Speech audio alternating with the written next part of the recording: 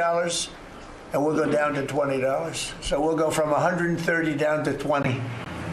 And by the way, tariffs did it again because the drug company said, we'll do it begrudgingly, but they were okay.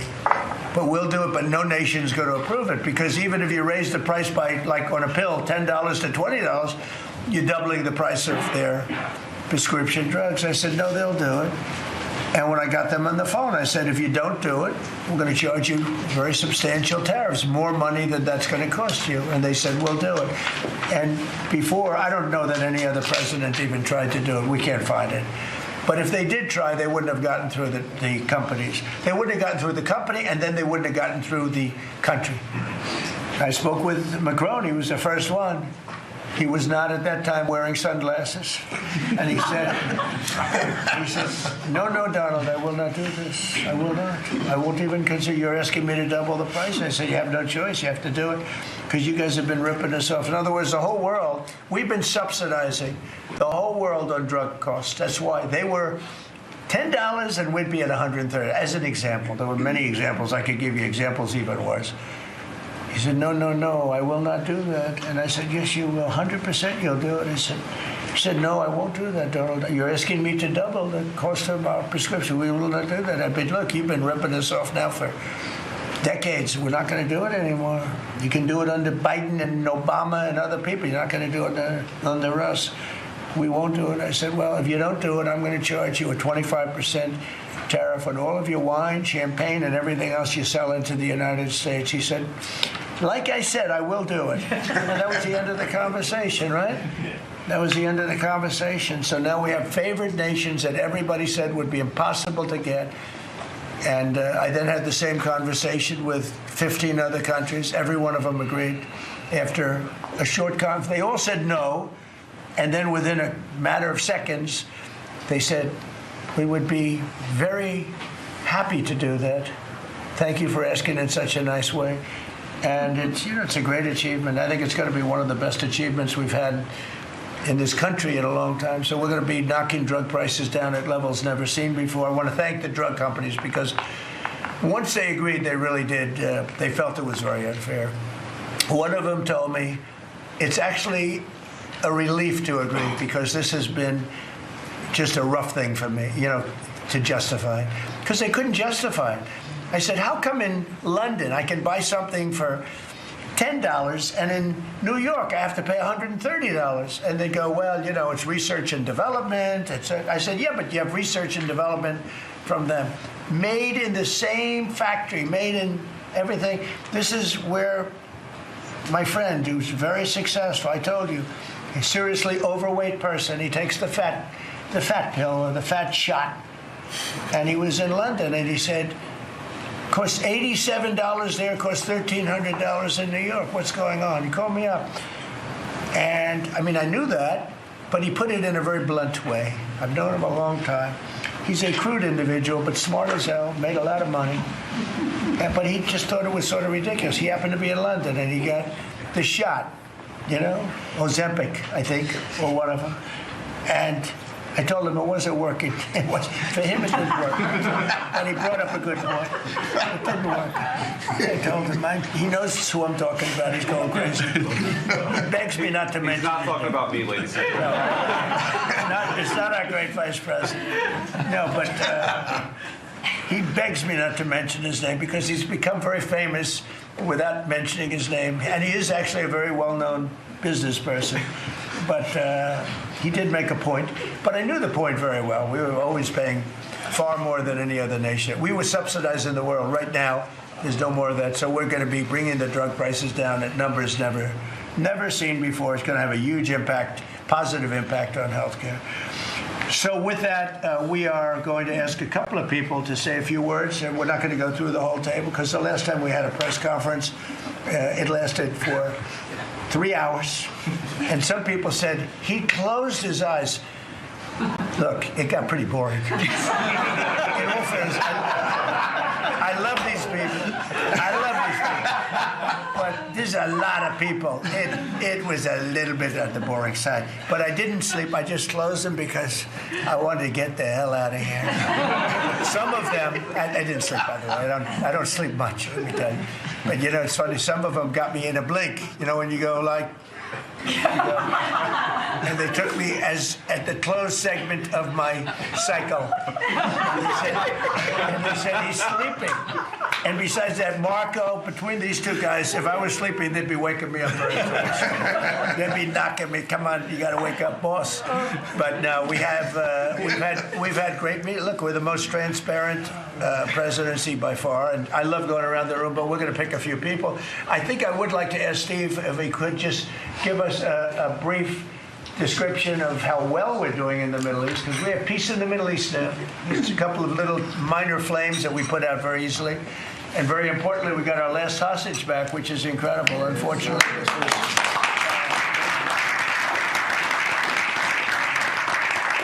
something that nobody said could be done. And I will tell you, Hamas was a big factor in getting all of the hostages back. We were not happy with them, and they had to bring them back, and they found the dead hostages, the bodies of hostages and those parents wanted their sons back, I think in all cases sons, but they wanted their sons and their family. They wanted their sons back as much as the people that had living hostages that we got them back to. So we got the 20, but remember, we got hundreds back previous to that.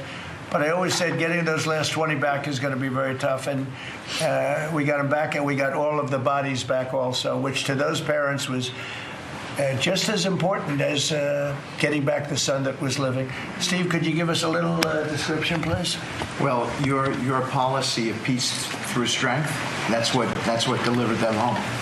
Without that pressure, it never happens. We are in the second phase now.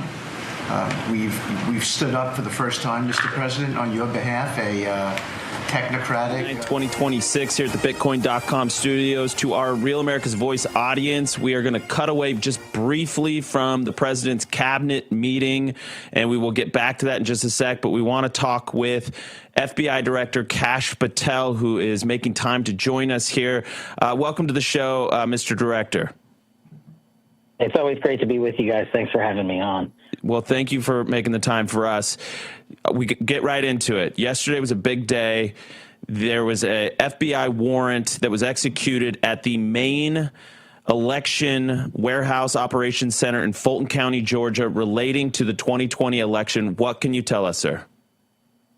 Yeah, thanks so much for having me. As you know, I really don't do these types of appearances, but I wanted to address it because it's such of great public importance. And let me just set the backdrop.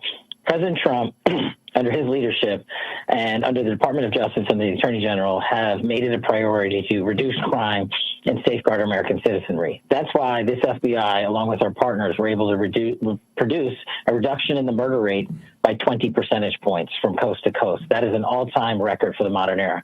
This FBI has arrested 67,000 people in the last year. That's a 210% increase from the year before. And we're seizing fentanyl at record levels, enough to kill 150 million Americans, 35% more espionage arrests. The reason I go through these statistics is because within these statistics are lives saved and communities safeguarded by President Trump's brilliant leadership and our great partners at the Department of Justice under Attorney General Pam Bondi and Deputy Attorney General Todd Blanche. And the reason I bring these things out, and we captured 6 top 10 of the FBI's most wanted in 1 year, including Ryan Wedding and another individual in Mexico just last week where I was. And the reason I go through this is because we, thanks to President Trump, are a law enforcement police force for the United States government. And we take these cases seriously, and we go into court and we present the facts and we work the legal process. And that's what you saw yesterday. It was a DOJ and FBI effort to present, after an extended period of time of investigations, because as you know, any of these cases, the ones I just talked about in general, or this one specifically, take time to develop. We have to go out and conduct investigations, interrogations, interviews, collect information, data, and synthesize them with our brilliant partners at DOJ to present. And that's what I want to highlight. The FBI and DOJ presented this information to a judge in Georgia where they determined, the judge, that there was a finding for probable cause following the constitutional precepts that are necessary to safeguard an investigation, just like any other we do. And what we did yesterday was we presented our facts and the findings of the investigation, and the judge determined there was probable cause. And then you saw the results. We went and executed a search warrant and collected the information pursuant to that search warrant to continue our investigation. And that's what I want to harp on to your audience and the American people. These things take time. And it's not one of those matters where I'm saying, trust us. I'm saying, look at the last year under President Trump's leadership, what this DOJ and FBI has done. Record levels of safety across America. And we are going after the worst of the worst, including child predators. And our arrests on child predators and disrupting child predator networks are up anywhere from 50 to 500%, depending on the category. So we're taking the same mindset to every kind of investigation. And that's what you saw unfold yesterday. The leadership of the DOJ and FBI on the ground going and presenting facts to a neutral and detached arbiter of justice, the judge, who authorized a search warrant, and we collected more information. So, Director Patel, there was multiple truckloads of materials, including boxes of ballots, physical ballots from 2020, ballot images, 2020 voter rolls, tabulators, potentially tapes. What was the predicate for this? What can you tell us? You say it takes a lot of time to build this case. Is there any other granularity or details you can share with the audience? What we do is to safeguard the integrity of this investigation or any investigation is apply for the search warrant. And then what we do is we speak through our public papers in court. And what we will do next over the course of time with the Department of Justice is move to have the search warrant unsealed so that the American public can read whatever material that we put in there. Right now, that, of course, remains under seal, so I can't discuss it. And also, I want to highlight that we don't want to jeopardize any piece of this investigation by releasing information, not just prematurely, but we as officers of the court, our U.S. attorneys and our FBI agents are responsible and committed under the law to abide by the parameters of the search warrant. And that's the rubric we're operating under right now. So I think you'll see, again, given the last year that we've had under President Trump, that we divulge information. We produce information to Congress and the public at record levels, and we're going to continue to do that, but we're not going to jeopardize the investigation. Yesterday was a big public-facing step, and you're right. You saw trucks, you saw material being removed, and what the FBI will do is now analyze that information, and we will take the next investigatory steps with our Department of Justice partners. The FBI and DOJ will run this investigation as we have every other investigation that has resulted in these record achievements for the president and under the president's leadership for America. What can you tell us about the timeline we obviously understand? I hear you're harping on it. These things take time to develop. Is there any expectations about when we might get the next update on this case? Because this has generated a ton of interest and intrigue, as I'm sure you're aware. What's next? Sure. What can we expect next? And that's just it. I can't predict where an investigation is going to go. What we do best with our lawyers and our agents is gather the evidence, which we just did, which takes a monumental step to do so. And then we have to look at it and see, okay, now what do we got? Do we need more search warrants? Do we need to talk to more witnesses? Do we need to examine any other locations or pieces of evidence? And so that's going to unfold as we go through the evidence. But as you highlighted, it takes a minute to go through truckloads of evidence, and that's the next step. Once we go through that, and we discuss the matter with Department of Justice and FBI personnel, then we'll make any next public-facing steps for permitted without jeopardizing the investigation. So I just wanted to address that to say this has been a well-thought-out, methodical, predicated investigation, and that's what we do here, and that's what the president wants us to do: follow the facts and the law, and that's all we're doing here at DOJ and FBI. And we're just thankful that we have a great Attorney General and Deputy Attorney General and great FBI personnel who dedicated themselves not just to this mission, but to the entire mission of keeping America safe. And that's what we're going to do. We're not going to change it for any type of investigation. The results speak for themselves, and the results after 1 year will hopefully give the American public confidence that we will handle this investigation no differently than any other.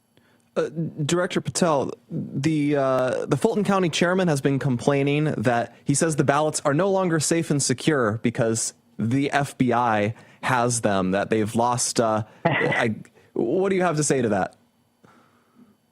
The FBI is the world's premier law enforcement agency. We collect evidence from around the country and all over the world.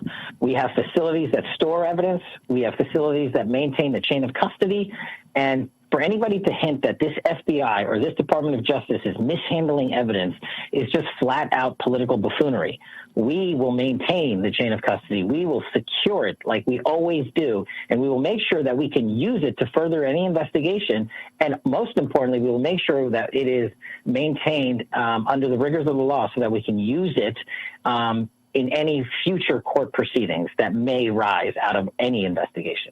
And that's kind of a last point there. Is there any concern? I was checking the statute of limitations on a lot of election fraud claims is 5 years, which we're basically right up against. Is there any concern about timeline on that, or have they thought of ways they could extend that? Has that entered the calculus at all?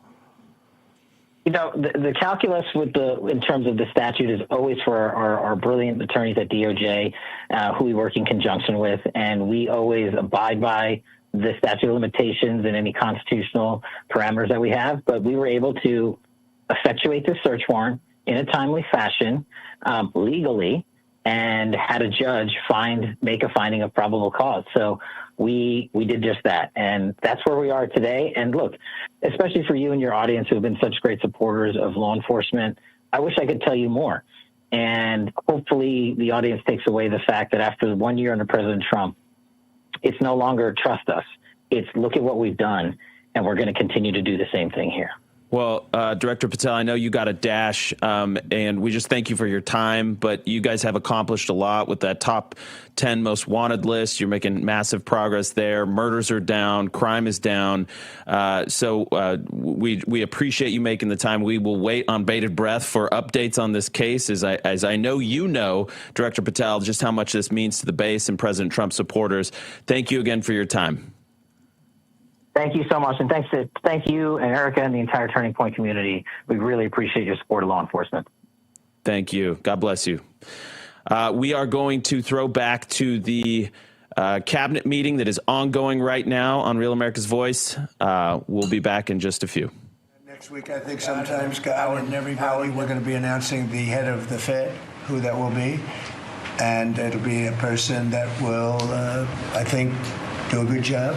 We're paying far too much interest in the Fed. The Fed rate's too high, unacceptably high. We should have the lowest, and I think you read my statement today. I put out a statement before the meeting, but we should have the lowest interest rate anywhere in the world, because a lot of these countries are successful only because of us, because we allow them to have surpluses. And without surpluses, some of the countries that you most respect financially, that you say, oh, this one, that one, this one, that one, they're successful because we allow them to have surpluses. And we could easily stop that with the powers that we have, but we don't. We took some of it, but we took really just a small portion of it compared to what we could take if we wanted to. We should have the lowest interest rate anywhere in the world. They should be 2 points and even 3 points lower. And if it was, each point is the equivalent of, I would say, $500 billion.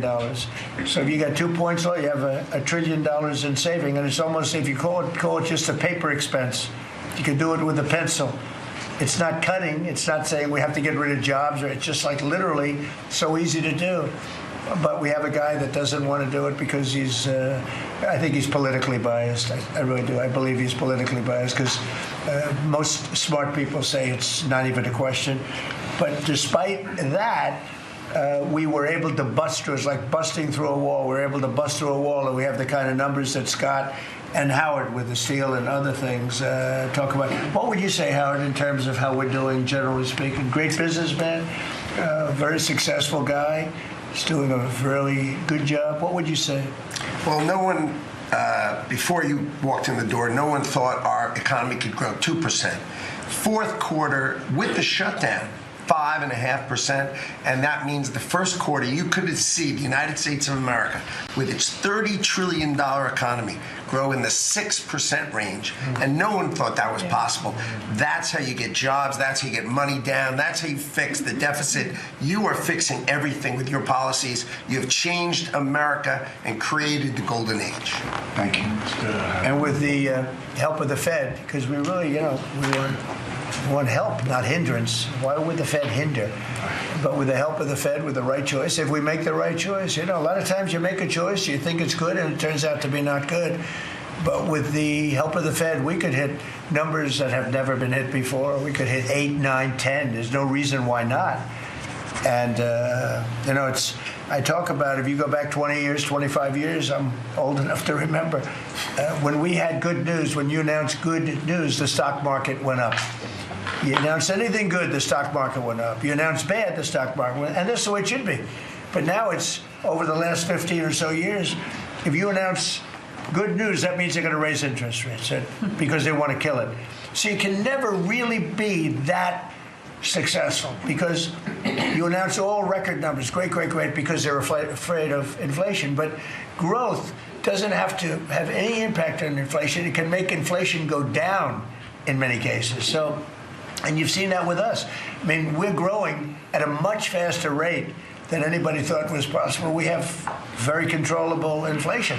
With Biden, we were getting killed, and we had the worst inflation in 48 years in history, in the history of our country. And that's with going down. So growth is a great thing. It doesn't mean inflation. And I want to go back to a system where when we announce good news, they say that's great. We can lower interest rates instead of raise interest rates. And by the way, if inflation comes, we'll take care of it when it comes. But, they're trying to guess it, and they're trying to get it 10 years before in advance. And, we want to make this country greater than ever before, and I think we're doing that. But we want to make it that when we announce great news, everything goes up. If we announce bad news, that happens too. We bring it down, and we control, and we do what we have to do. But we can have numbers in the upside like nobody's ever seen before. I want to ask Bobby to say a few words, if he would, about some of the incredible things that we've been doing in your department with Oz and everybody else. Mr. President, we're in the process of implementing your great health care bill, which is going to increase affordability, drive down costs, and increase the quality of health care for every American. You mentioned MFN, Most Favored Nation. We now have agreements with 16 of the 17 drug companies. And you asked us to do something. Clinton had promised to do this. Biden had promised to do this. Obama, Bush had all promised to do it. None of them succeeded. It was regarded as impossible, and you made it 10 times harder. As you said, not only do I want MFN, but I want them to all reshore their production to this country. And they don't have any money to do it because we've taken it all from them. And I want to make sure we continue to lead the world in innovation. We succeeded in all of those goals. And the proof that we did that is after we signed those agreements, the stock prices for those companies went up $1.3 trillion. Amazing. And they are reshoring. Eli Lilly is building 6 new plants, including an API plant.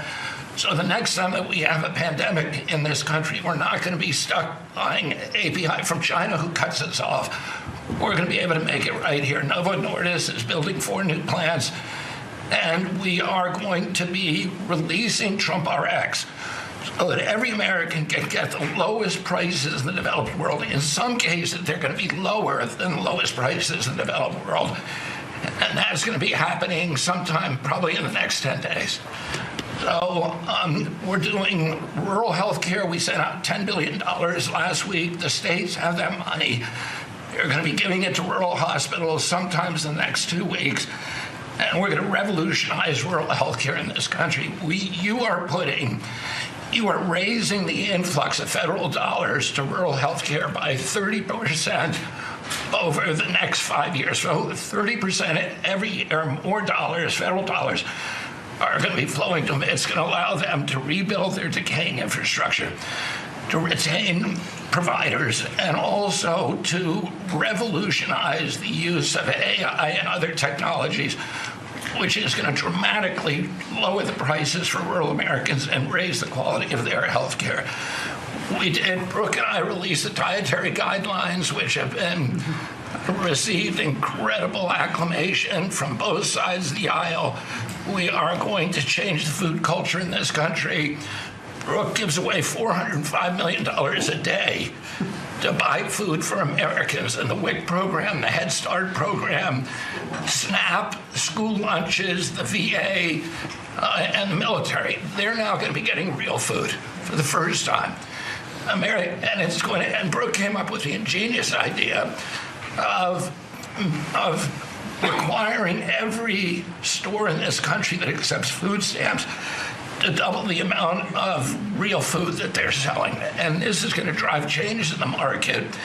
And it's going to lower the cost of meats, of proteins, of whole grains, of fruits and vegetables, so that every American will have in their reach an affordable meal that actually is real food.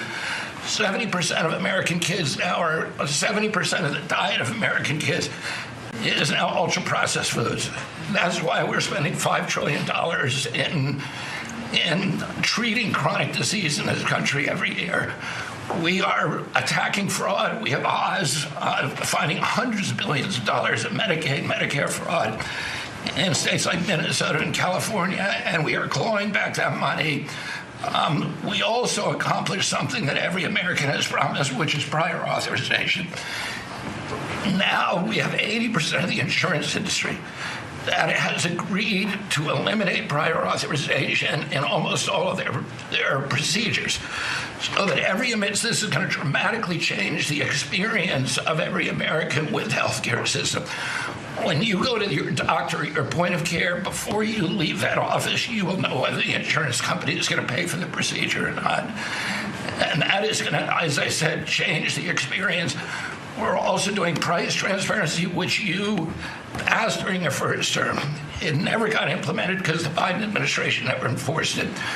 We brought more enforcement actions against hospitals than in this 1 year. And the Biden administration bought in 4 years, and we're doing a crackdown so that every American, when you go to a restaurant, you look at the prices before you buy the meal. You ought to be able to do that when you go to a hospital, and by the time that we leave office, every American is going to have that guarantee.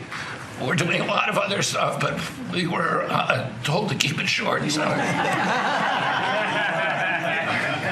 And the autism that's moving along, really, is that? We've commissioned now dozens of studies, maybe over 100, and we are going to get those done for you. Good. That's so important. Also, Eli Lilly, Merck, Pfizer, every drug company, they're spending trillions of dollars right now, as we speak, building plants in the United States because they want to be able to save a lot of money on tariffs. It'll be hundreds of percent, 100%, 200%, 300% in 2 or 3 years from now. So I said, you better have your plant built because in 2 years from now, before I leave office, it'll be a sad day, very sad day for me. But before I leave, every one of these plants better be built because you're going to be paying 300% tariffs. And they're all building their little hearts out. I spoke with the head of Eli Lilly, who's a fantastic guy, a star, actually. He's a star, very smart. And he told me he's building 6 plants in the United States, big ones, in locations that I know very well, but all over the country. Merck is building, and Pfizer's building, and every one of them's building, and foreign companies are building. So it's an amazing thing that's happening, and you're doing a fantastic job. I read an article today where they think Bobby is going to be really great for the Republican Party in the midterms. So I have to be very careful that Bobby likes us. But we're letting you do your job, right? Thank you, Mr. President. Thank you. And you're doing a great job. You and Oz and the whole group, they're doing a... I'll add this, and Marty McGarry has done an incredible job at FDA. That's true.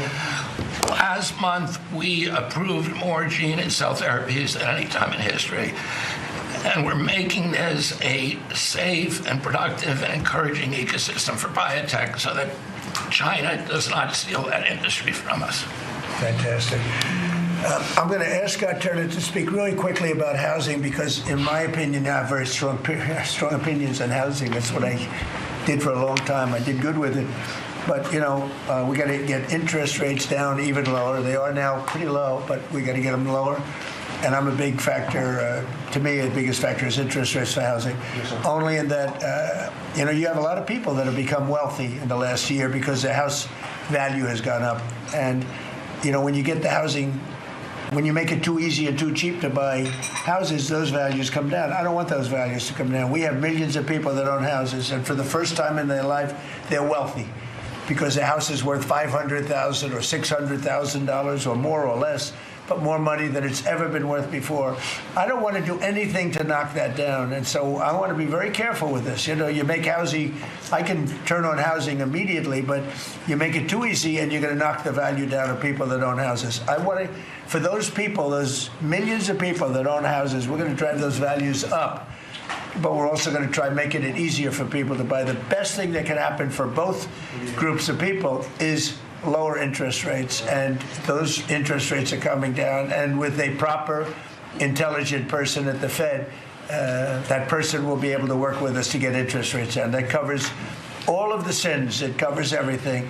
Lower interest rates keeps the values up for the people that have housing and lets other people buy housing. And Scott, if you could just expand quickly on that. Yes, sir. You did allude to when we first came in, sir, our fiscal house in America was a mess.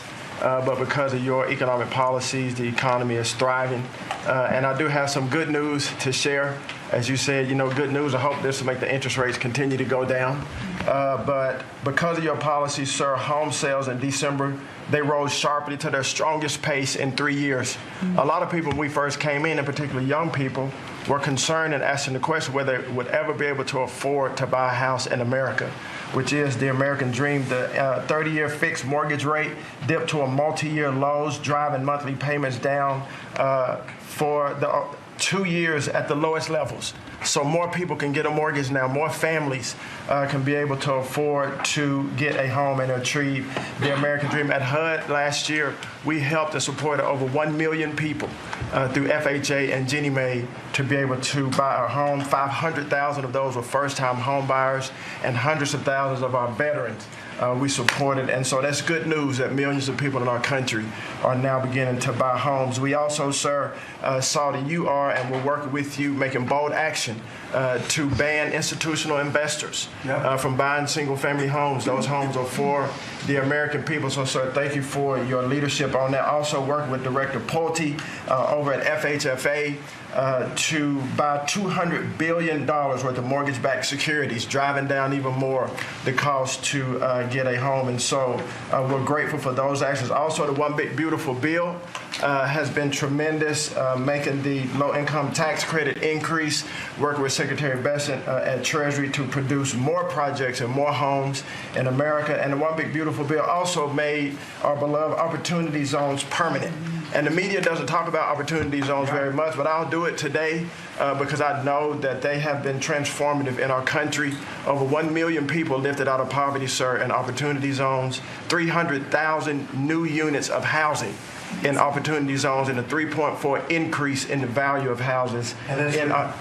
By the way, we have to give him credit. Senator, he's a great guy. Tim Scott came to see me, first administration, first term, and he had this idea for opportunity zones, and he gave me the idea. We did it. We implemented it. It's one of the most successful programs in the history of our country, and nobody talks about it. The press doesn't talk about it, but I want to just tell you, Tim Scott, Senator, South Carolina, did a great job, right? Did a wonderful job, yes, sir. Did a good job. He's a good man. Yes, sir. And so those have been made permanent now. Will help millions of Americans to be able to afford to buy homes. Also, the One Big Beautiful Bill has been allowing HUD to make sure, working with the Department of Homeland Security, that every person that lives in HUD-funded housing is an American citizen. A blind eye has been turned prior to us being here to people living in HUD-funded housing, but no more. We're going to take account and transparency to make sure. And so there's a lot of crime that goes on in public housing, but we're coming after the criminals and making sure that everybody in there is an American citizen. So thank you for your support. We are now have taken possession of our new building in Alexandria, and we're going to save the American taxpayers hundreds of millions of dollars. So, sir, thank you for your support and your leadership. Good job. Thank you, Scott. Great job. Appreciate it. One of the things Scott said, though, is, again, existing housing, people that own their homes, we're going to keep them wealthy. We're going to keep those prices up. We're not going to destroy the value of their homes so that somebody that didn't work very hard can buy a home. We're going to make it easier to buy. We're going to get interest rates down. But I want to protect the people that for the first time in their lives feel good about themselves. They feel like that they're wealthy people. And I want them to understand it. There's so much talk about, we're going to drive housing prices down. I don't want to drive housing prices down. I want to drive housing prices up for people that own their homes. And they can be assured that's what's going to happen. Chris, could you say a few words about energy, please? You bet, Mr. President. I can say with confidence that your energy dominance agenda is firing on all cylinders. The United States oil production today is greater than Saudi Arabia and Russia combined, the number 2 and number 3 producers. Our natural gas production today is greater than Russia, China, and Iran combined, the 2nd, 3rd, and 4th largest natural gas producers. Huge production in the United States. Secretary Burgum at the Interior Department has taken in more money on oil and gas lease sales in the first year of this administration than the entire 4 years of the Biden administration. And beyond oil and gas, 6 new coal leases under this first year of this administration from the Interior Department, and coal production is growing again in the United States after years of decline. And this beautiful clean coal was the MVP of the huge cold snap we're in right now. I can say with some confidence, hundreds of American lives have been saved because of your leaning in and stopping the killing of coal and revitalizing coal. Coal, over the last few days, where we're at peak demand in electricity, has delivered 20 times more electricity than solar and batteries. Think about that, 20 times more. An industry Because coal doesn't mind very cold weather, right? You're not allowed to say the word coal without proceeding by saying clean, beautiful coal.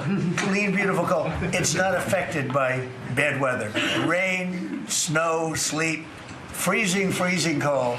How does it react under freezing cold weather? It steps up and delivers big time. In fact, what coal did during this storm was deliver massively more electricity than it was delivering a month ago, because we needed far more electricity. Who can step up? The windmills, by the way, are all frozen. They don't turn. The windmills aren't turning. The windmills that these fools paid for. The fool is this country, because the people that have the windmills get massive subsidy, and they make a fortune on windmills that don't even work, and they don't produce anywhere near what they should be. And it's the worst, most expensive form of energy there is. And by the way, Europe is destroying itself with the stupid windmills they're putting all over their beautiful areas of most magnificent landscapes in the world, and they're just destroying. Europe, better get smart. Between immigration and energy, they're destroying. It's not recognizable. They've got to smarten up before it's too late. Please go ahead. Yeah, in New England, with somewhat European energy policies, at peak demand time, very cold in New England, wind, solar, and batteries that you were just speaking of delivered less than 3% of the electricity needed at peak demand time, and that's when it matters. Because if electricity goes out when it's very cold, people die. Over 200 people died in a smaller cold snap during the Biden administration. This was massively larger geographically. We've had no failure of the electricity grid, no failure of long-distance transmission lines. Local distribution lines have iced up and come down, and we have people from all over the country working to get those back up because people need their lights back on.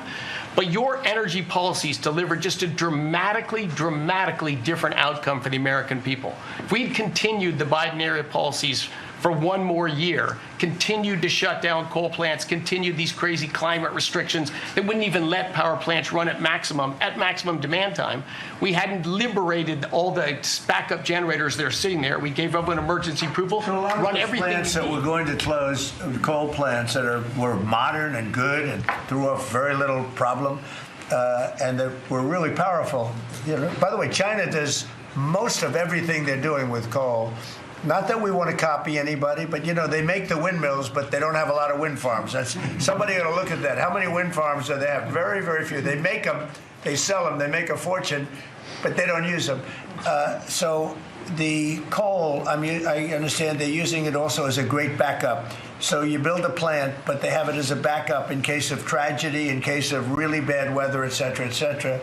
They actually store coal on the site of other plants so that if they need emergency energy, the coal is always going to be there, whereas other things aren't. Is that correct? Exactly. Coal just stepped up here to 25% of our electricity during this high demand time. Natural gas, coal, and nuclear, they are what run the American electricity grid. The others are ornaments and often expensive and ornaments. You stopped plants from being demolished, right?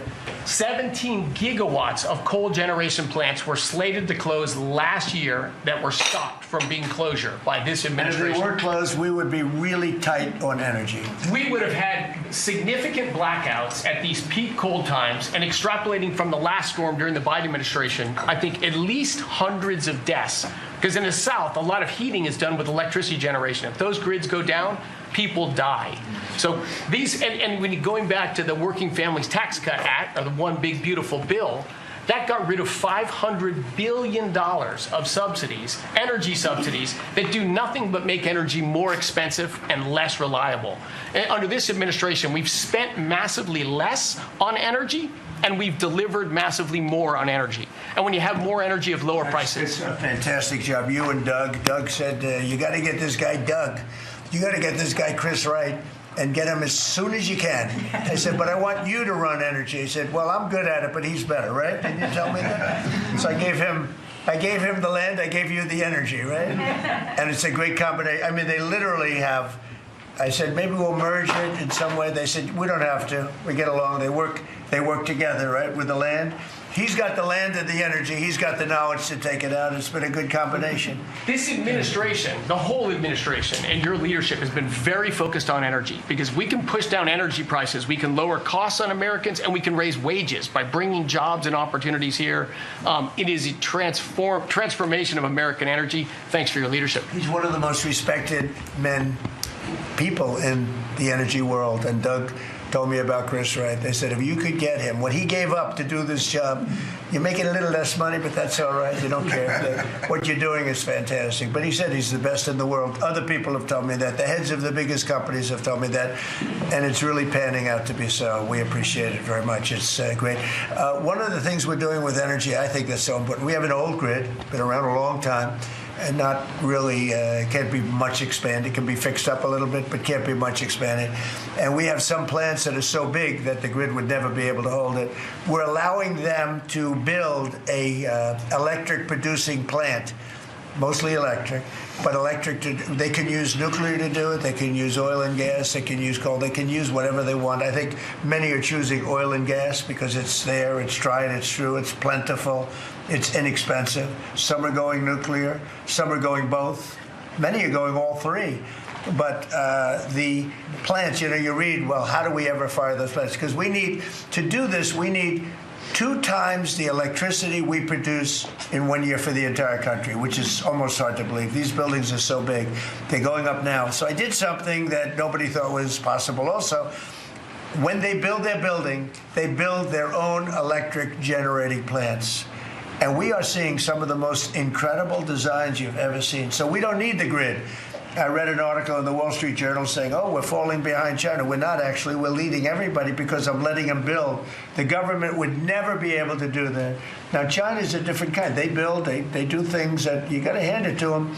President Xi, they build vast amounts of energy. They don't have certain constraints that we have in this country, but we're more than topping them. We're leading China by a lot on AI, and it's primarily because I'm allowing them to build with their plant their own electricity. If they had to rely on the grid, they wouldn't have any power. You wouldn't have any power for anything. And they're building the electricity. And one of the reasons I'm able to do that is we have a very capable man in the room named Lee Zeldin. He may be in the room someplace. Is it his normal place? He's there. He's always there.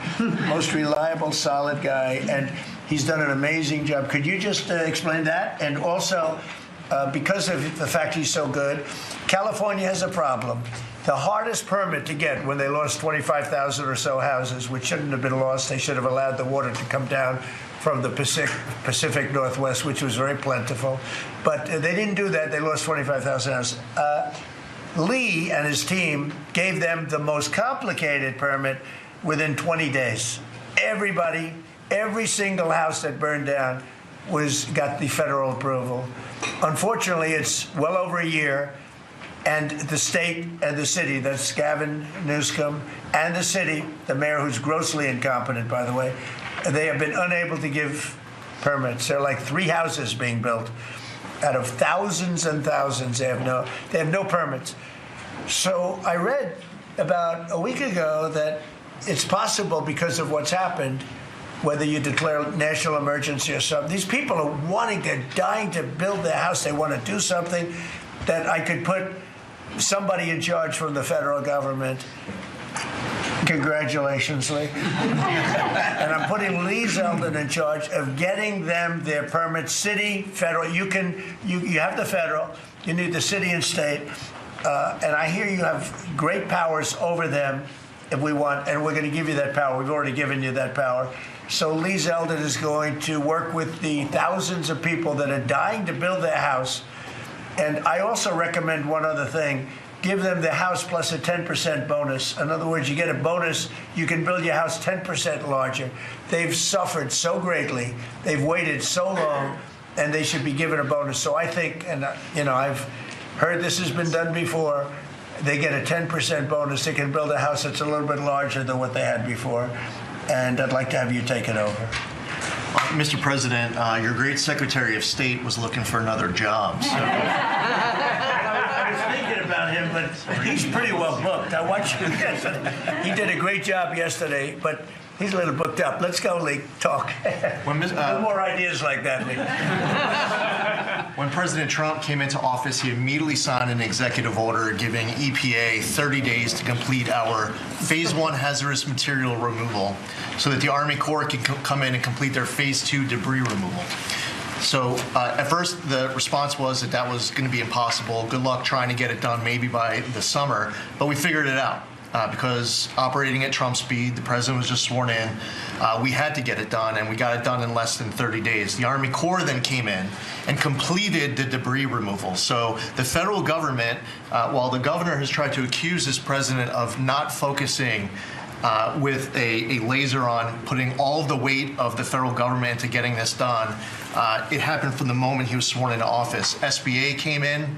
I think it was about half of the disaster loan money, billions of dollars from last year, went towards these residents and businesses. So the full weight of this government. But right after I was sworn in, which was actually a year ago today, my first trip was to East Palestine, because the vice president never forgets his home state. The second trip was going to Los Angeles. There were people with contractors all over Palisades and Eaton ready to rebuild right then and there. You're talking about a year ago. And now the frustration, the passion that we all hear from all of these Los Angeles residents. And President Trump, he's made it clear to us that he's heard enough. And the message should be heard loud and clear to that local leadership. They should be motivated listening to this right now. And when this cabinet meeting is over, if it hasn't been done already, is that they need to go into the office where these permits are just laying around, flip over tables if you have to, fire people if you have to, and get all of these approvals done so that people can rebuild their lives. It's been a year, and this president has had enough. So whatever you can do, that's going to be very important. And it's so sad, those people. We were there a few days after the fire. You were there with me. We're walking down the streets. The people are devastated. The love that they had for that property was everybody was going to rebuild, and they thought they could do it immediately. They should have. We gave it to them so quickly, but they can't get their permits. They still can't build, and they're losing spirit too. I mean, a lot of people are losing spirit. And the other thing I'd like to talk to you about, and other people about that happen to be sitting around the table. They want to build a low-income housing project right in the middle of everything in Palisades. And I'm not going to allow it to happen, okay? I mean, maybe it's politically correct, maybe it's not. I'm not going to let these people destroy the value of their houses. I built a lot of low-income housing. I made a lot of money building low-income housing. I know more about it than anybody. We're not going to allow this guy to build a low-income housing project on top of everything else in the middle of that mess that was created by the fact that they didn't allow water to come down from the Pacific Northwest, okay? And I'd like you to have that stopped and stopped immediately. No financing. That might be you, Scott, because they'll come to you for financing. It's never going to be approved. You would never, but Scott thought it was a horrible thing. So there's going to be no financing for low-income housing. Let the people build their houses, and as fast as you can, help them. Help the mayor and help the governor get their permitting done, okay? Yes, sir. Okay, thank you very much. Kelly, I think you were just alluded to. Are you helping some of the people out there with loans? Yes, Mr. President. Thanks to your leadership, you also helped put the fires out. Your executive order got water to the scene in your earliest days of your presidency. So you've been there from day one. We've been out there twice now. There had been no changes until your executive order this week that is allowing that permitting to happen quickly. We have 16,000 structures burned. We have put loans out on 12,000 of them for $3.2 billion. More than half of all the disaster money delivered in America went to that area. Now, because of the abject leadership, the failures of Gavin Newsom, they have not been able to rebuild. Because of your leadership, they're going to be able to rebuild. But that's not all you've done. They'll take the credit for it. Watch, it'll start, and they'll take the credit. Look at the great job we did. They would never. It wouldn't get built in 20 years, and it will be destroyed by building low-income housing next to luxury housing. History says that doesn't work too well. Go ahead. We're going to make sure that doesn't happen, Mr. President. Please. But under your leadership, you've ended at least 8 wars, okay? But probably the most important and underreported war that this president ended was Joe Biden and the Democrats' war on Main Street and hardworking families. We've seen it as I've gone across the country this month, 10 different states, and we saw it when we were together in Iowa. Hardworking families, farmers, small businesses expressing gratitude, lined up to thank you. I was out with our great vice president last week in Toledo, Ohio. They are thanking this administration for getting Main Street back. The Trump tax cuts, the tariffs, deregulation, it's all rocket fuel for hardworking families in Main Streets. And I see it whether it's talking about small business expensing, 100% accelerated for Made in America factories, the 20% pass-through, but it's also working families where they have expanded child tax credits, increased standard deductions, permanent low-income tax rates, health savings accounts, Trump accounts. This president is delivering for Main Street. It's the most underreported story in this country. And I see it in Main Street businesses. All-time small business confidence hit a record under this president last year after the Trump tax cuts. All-time small business formation now at 36 million small businesses and a record $100 billion out from SBA because a record number of people want to invest in this country and hire. And whether I've talked to manufacturers about tariffs, they know that this president is bringing manufacturing back, just like Prince Manufacturing in Macon, Georgia. 500 employees machining parts for our defense, our agriculture, our automotive, our aerospace industry. They're going to hire 500 more people this year because of tariffs, because of the Trump tax cuts, and because of SBA lending. And I see this state after state as I've gone across the country, talked to hundreds of business owners, walked dozens of factory floors. This is not being covered, but it's going on in America. The number one problem is they need skilled workers. And this is something I'm working on with Secretary Chavez-Reimer. I'm working across the administration to ensure that we empower our small businesses. 98% of our manufacturers meet the small business definition. So Ford has 5,000 small manufacturing suppliers. The $18 trillion you brought in is creating an economic boom like none we've ever seen before. We are going to have 7% GDP growth. GDP now is probably underestimating where it is in 4Q, but with interest rates going down, with regulation going down, these are all taxes on small businesses, and those are going away. And thanks to President Trump, your leadership, we are seeing Main Street boom. Hardworking families have $1,000 already in their pockets, and when they get their $1,000 refund tax, I hope they all remember that every Democrat voted against them getting their tax refunds, because this is what our administration is doing, is powering your incredible economic agenda forward on Main Street.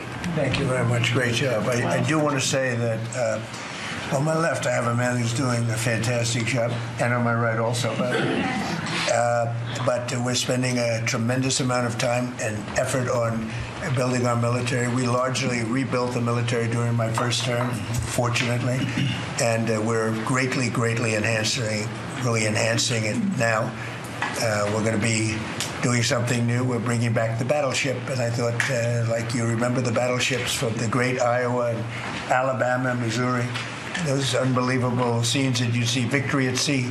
You'd see these incredible ships, and I thought they were powerful, but the battleships that we're building are going to be 100 times more powerful than those beautiful works of art. I mean, they were magnificent, all steel. We have the steel now, and we're going to be doing that as an enhancement, but our military is very strong. You may want to say something about the large fleet of ships that's heading over to the Middle East.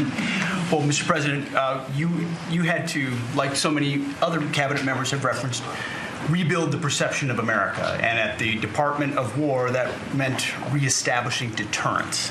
What happened in Afghanistan, what happened in Ukraine, a war that never would have occurred, what happened on October 7th in Israel, never would have happened under President Trump. So as a result, we're having to rebuild how our enemies perceive us. And when President Trump said, we're not getting a nuclear, Iran, you won't have a nuclear bomb, he meant it. And we sent those B-2s halfway around the world, and they never noticed.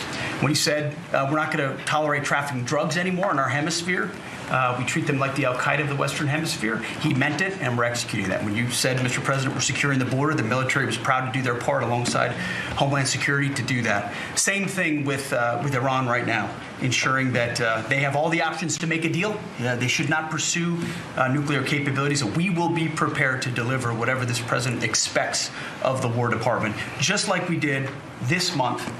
No other military in the world could have executed the most sophisticated, powerful raid, not just in American history, I would say in world history. What those men did going downtown, another country, the most secure place in the most secure base in the middle of the night without anybody knowing until those simultaneous bombs dropped 3 minutes before the helicopters dropped. No other country could coordinate that. No other president would have been willing to empower those warriors that way to be that effective. And that sends a message to every capital around the world that when President Trump speaks, he means business, and we are reestablishing deterrence at the War Department, Mr. President. Thank you. Great job you're doing.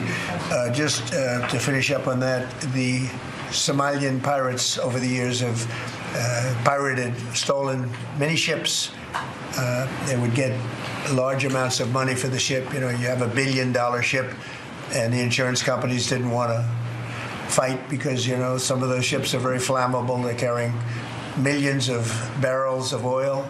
Very flammable, very dangerous situation if they're shot at. So they wouldn't fight. We notified them a number of months ago. Anybody that does that gets the same treatment as a drug dealer sending their drugs in from Venezuela or anybody else. As you know, it's 97% down by water. So the drugs coming in by sea or by water is down 97%. Now we're also starting. That was the more difficult route. Now we're starting to do that by land also. It will be, you'll see that happen as they come in and kill our people with drugs. I think the real number is 300,000 people a year, not 100, but whatever it is, it's a lot of people, hundreds of thousands of people. They're going to get hit. But also we added to the list the Somalian pirates that go out on a boat, similar type boat, actually not quite as fast, not quite as nice as you can imagine, but they get the same missile that we give to the people that are bringing drugs. And so far, we haven't seen anybody going out.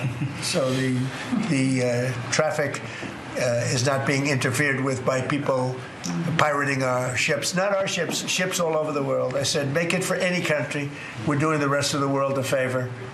It's a very effective favor, but we see very little pirating nowadays. You used to have ships being taken every single, like 2 or 3 a week, these massive ships that be brought in to some place in Somalia, which I don't even know is it a country. We have Ilhan Omar left, and then she gives us lectures on the Constitution of the United States. These people are, what they've done to rip off our country is terrible, but the pirating has essentially stopped. They know that if anybody even makes a move toward a ship, they get the ultimate treatment. They will go to wherever they want to go, but it's probably not going to be to heaven. I can't imagine, but they get hit very hard, just like a drug dealer, just like the boats, the ships that are coming in. Every boat that comes in with drugs on it that we take out, we just saved 25,000 American lives. Each boat is the equivalent of saving 25,000 American, mostly American, but American lives. So I just wanted to let you know that, and Pete's been totally authorized to do that, and they know it's going to happen, and it seems that all of that brisk business that they had has been stopped in its right in its foot. So I just want to thank everybody for being here. My cabinet has been amazing. I like this much better than going around for 3 hours. We'll pick on other ones. Pam, you're doing great. We're all doing great. JD, if you'd like to say something, you can. Would you like to really quickly? He is, after all, the Vice President of the United States. It's okay, sir. I'm here for the free coffee. I just say it's an honor to serve with this group, and we're doing a lot of good for the American people. We're very proud of it. Yeah, we're very proud of the country. We're very proud of you. Thank you very much, everybody. Thank you.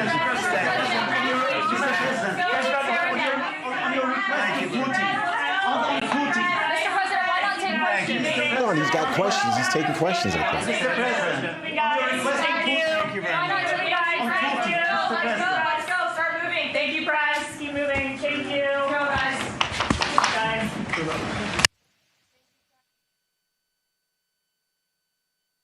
All right, so you've been watching President Trump hosting his latest cabinet meeting. It was a cabinet meeting that was a lot shorter than previous cabinet meetings. In fact, you heard the president say that he was being intentional at ensuring that it wasn't 3 hours like some of the past cabinet meetings, but a number of issues addressed, everything from housing to the current state of the economy addressed during that cabinet meeting. In the meantime, it was a busy day for President Trump. As you just saw, he had an intelligence briefing a little while earlier, and then he just wrapped up that cabinet meeting moments ago.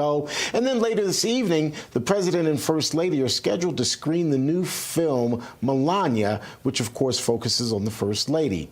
That screening is going to happen at the Kennedy Center for Performing Arts. President Trump's border czar, in the meantime, started the morning off with the first press conference since taking over immigration enforcement operations in Minnesota on Monday. If the message we send is you can enter this country legally, it's a crime, don't worry about it. You can have your due process, show up in court, not show up in court, get ordered removed. Don't worry about it. Unless you commit a serious crime, you're good to go. If that's the message we send to the world, you're never going to fix this problem. The Trump administration with ICE and Secretary Noem and Marco Rubio and the intelligence community, Tulsi Gabbard, we're all working together to try to identify who these people are.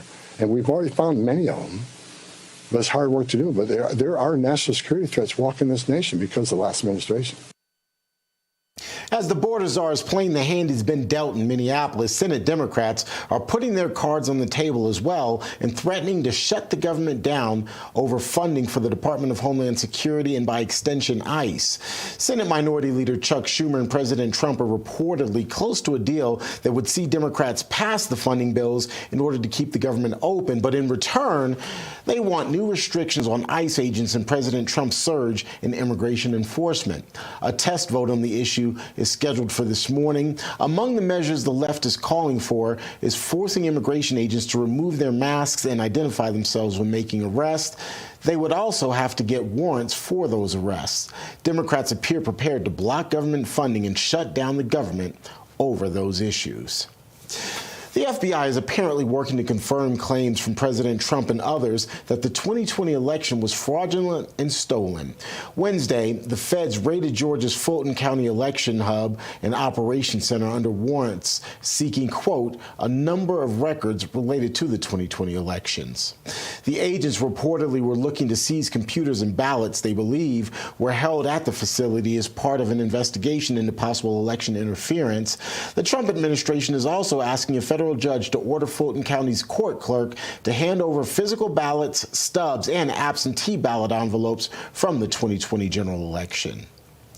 Federal Reserve Chairman Jerome Powell has 2 more meetings left before his term as the head of the central bank ends. On Wednesday, Powell and his colleagues decided once again not to lower interest rates. While job gains have remained low, the unemployment rate has shown some signs of stabilization, and inflation remains somewhat elevated. In support of our goals, today the Federal Open Market Committee decided to leave our policy rate unchanged. Having lowered our policy rate by 75 basis points over the course of our previous 3 meetings, we see the current stance of monetary policy as appropriate to promote progress toward both our maximum employment and 2% inflation goals. During remarks in Iowa earlier this week, President Trump said he plans to announce a new Fed chairman very soon. He also says interest rates will come down under whomever he appoints to lead the central bank.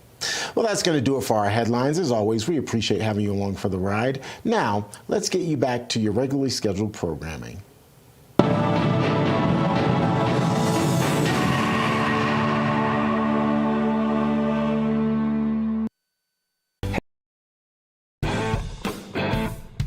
When the lights go down, the truth comes out. This is built like a chicken McNugget, but... This is After Hours with Alex Stein.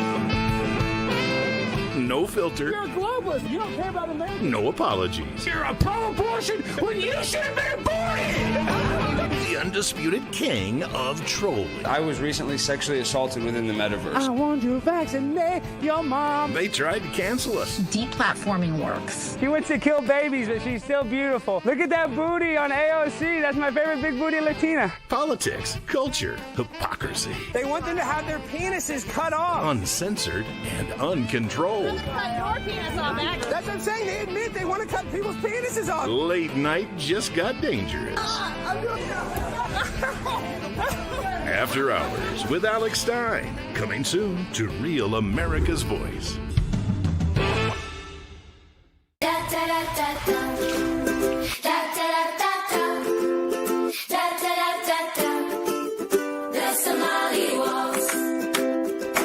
Minnesota's headlines are getting wild. Tim Walz and Ilhan Omar are being accused of massive fraud, and it's so bad, all you can do is laugh at this point. So from Real America's Music, the label that brought you the #1 hit, Anthem of the Free, comes a brand new song from singer-songwriter Natasha Owens.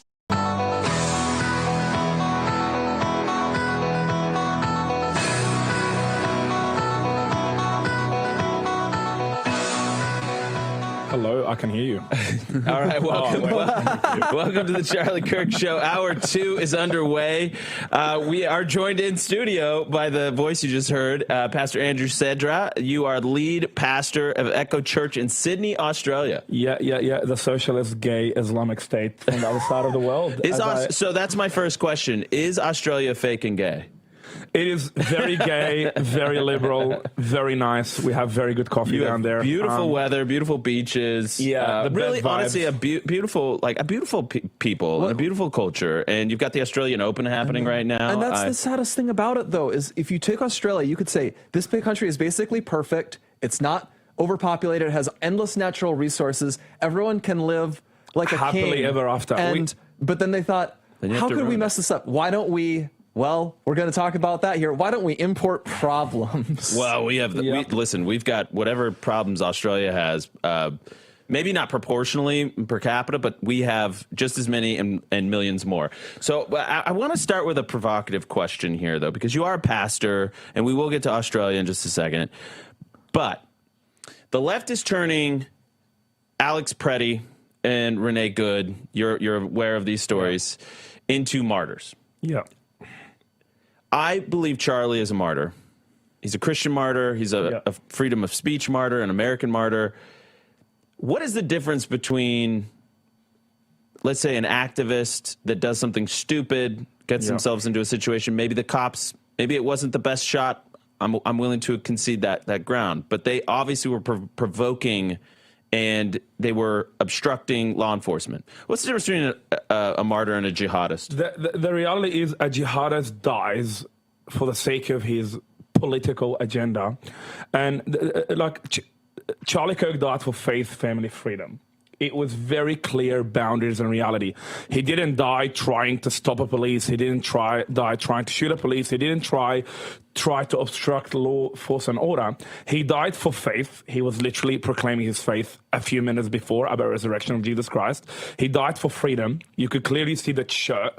He literally got shot while speaking, and he died for family. That's kind of the most controversial. But the problem is we have at the moment, because people have lost their moral conscience, we are putting all things together and creating all the things without actually realizing what did the actual person die for.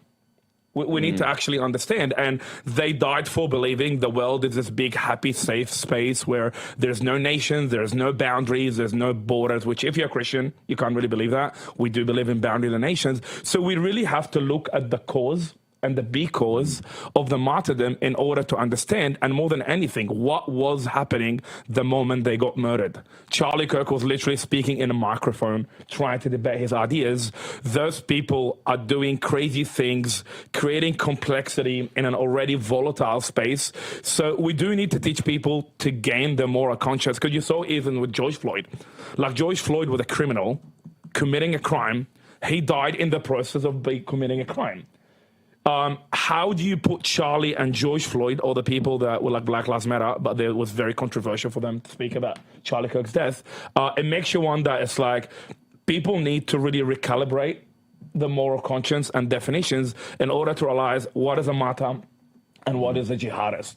And we have now the gay jihadist, the immigration jihadist, the Islamic. We have every type of jihadist now. And by the way, just because the reason I framed it that way, for people who aren't familiar with your background, is you specialize in calling out the dangers of Islam. So give your backstory and why that is a central message for you. Yeah, so I grew up in the Islamic world of Egypt under soft Sharia law. So Sharia law is a thing. It's in every single Islamic state in the whole entire world. The 54 of them, they have Sharia law. So unlike what a conservative will tell you, Sharia law is a conspiracy. I wish it was. It's not. That's why I literally, my family escaped the Islamic world of Egypt because of apostasy laws and because of blasphemy laws. True story. I visited Egypt and I found a book in a bookstore in Luxor, and it was Beautiful some place. professor, and it is very beautiful. And a professor argued it was a book he wrote arguing that Egypt showed the model way for Christians and Muslims to coexist. But I guess you probably wouldn't agree with him, would you? Coexist. Well, when Islam says peace, they mean war. When they say equality, they mean Islamic supremacy. When Islam says freedom, they mean tyranny. That's why them and the left, they're like the best buddies to get married. You know, Chris for Palestine, Gates for Gaza, or you can see now the Red-Green Alliance. It's perfect because both of them use language to not communicate, but to manipulate. So they're going to use your language, your vocabulary, your ideology. Like, for example, this is one of the most controversial things. People say American Muslim. As someone who escaped the Islamic world, saying American Muslim is an oxymoron. It's like saying trans woman a woman, or it's like saying men can get pregnant. America is about life, liberty, and the pursuit of happiness. Islam is about death, tyranny, and jihad. That is a theological... And conquering. And conquering. Which is, I guess, jihad. So the big question I think we have at the moment coming from the Middle East, so I escaped Islam to the Western world to come here to find them rising, taking over, and running a propaganda campaign. Islam means peace. I'm like, what? Then why am I here to begin with? And I think this is kind of my warning to America, particularly the conservatives that are unable to actually understand what's happening in the Islamic world. I always tell Americans, America is an exceptional country.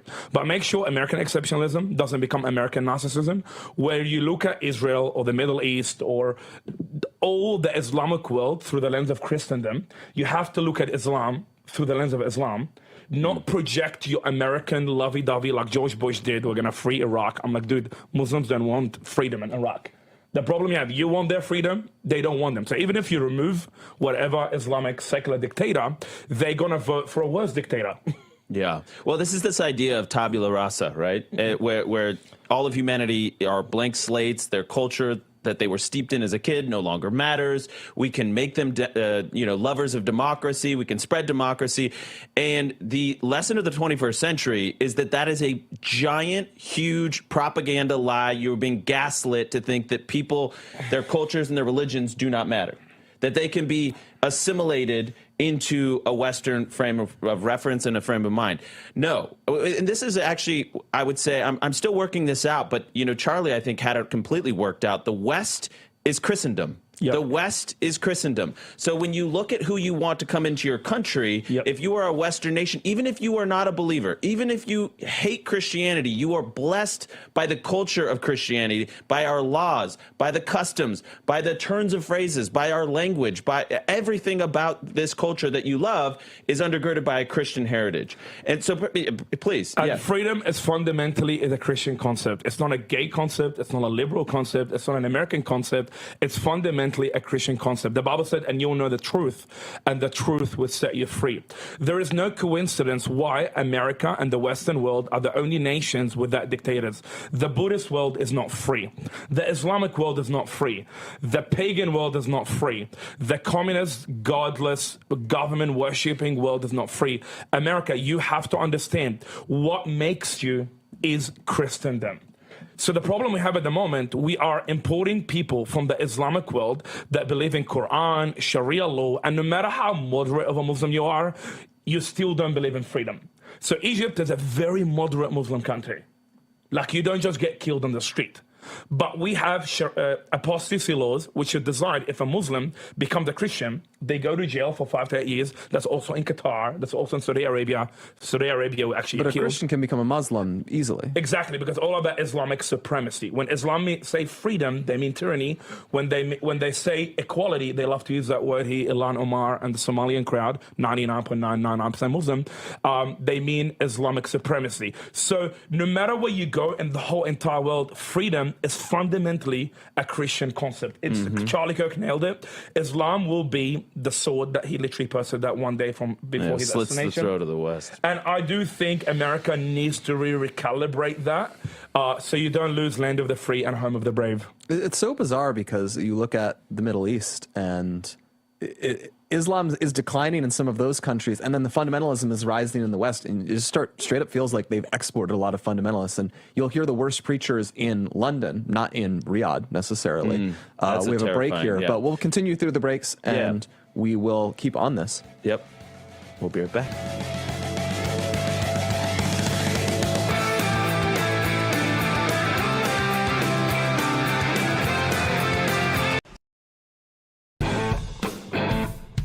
When the lights go down, the truth comes out. This is built like a chicken McNugget, but This is After Hours with Alex Stein.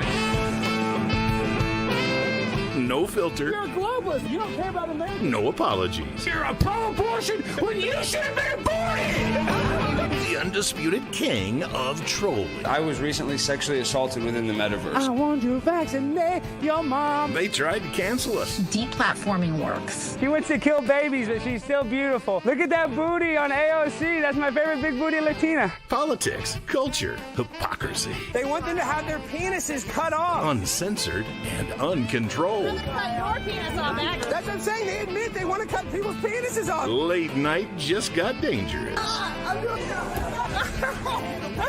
After Hours with Alex Stein. Coming soon to Real America's Voice.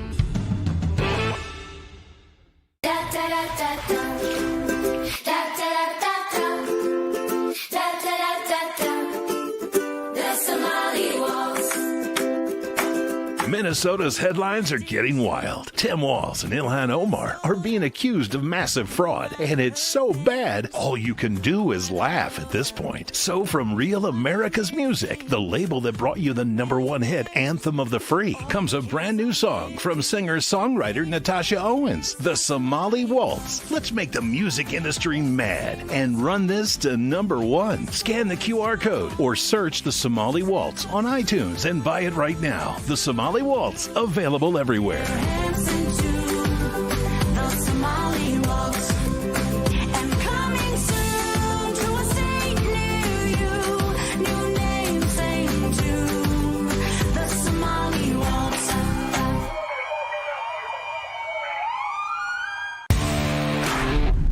This is Diane from Rhode Island. Why do I love Real America's Voice? Because they deliver us facts from hosts who love America and love God. What's not to like?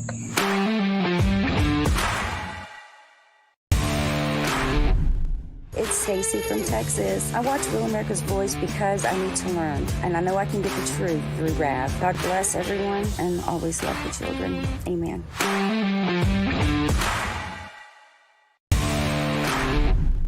Howdy, Rav fams. This is Warbringer here. Love you all. Rav is the only place to get the truth, and this is the only way we're going to be able to restore our republic. Love you all. See you in the chat.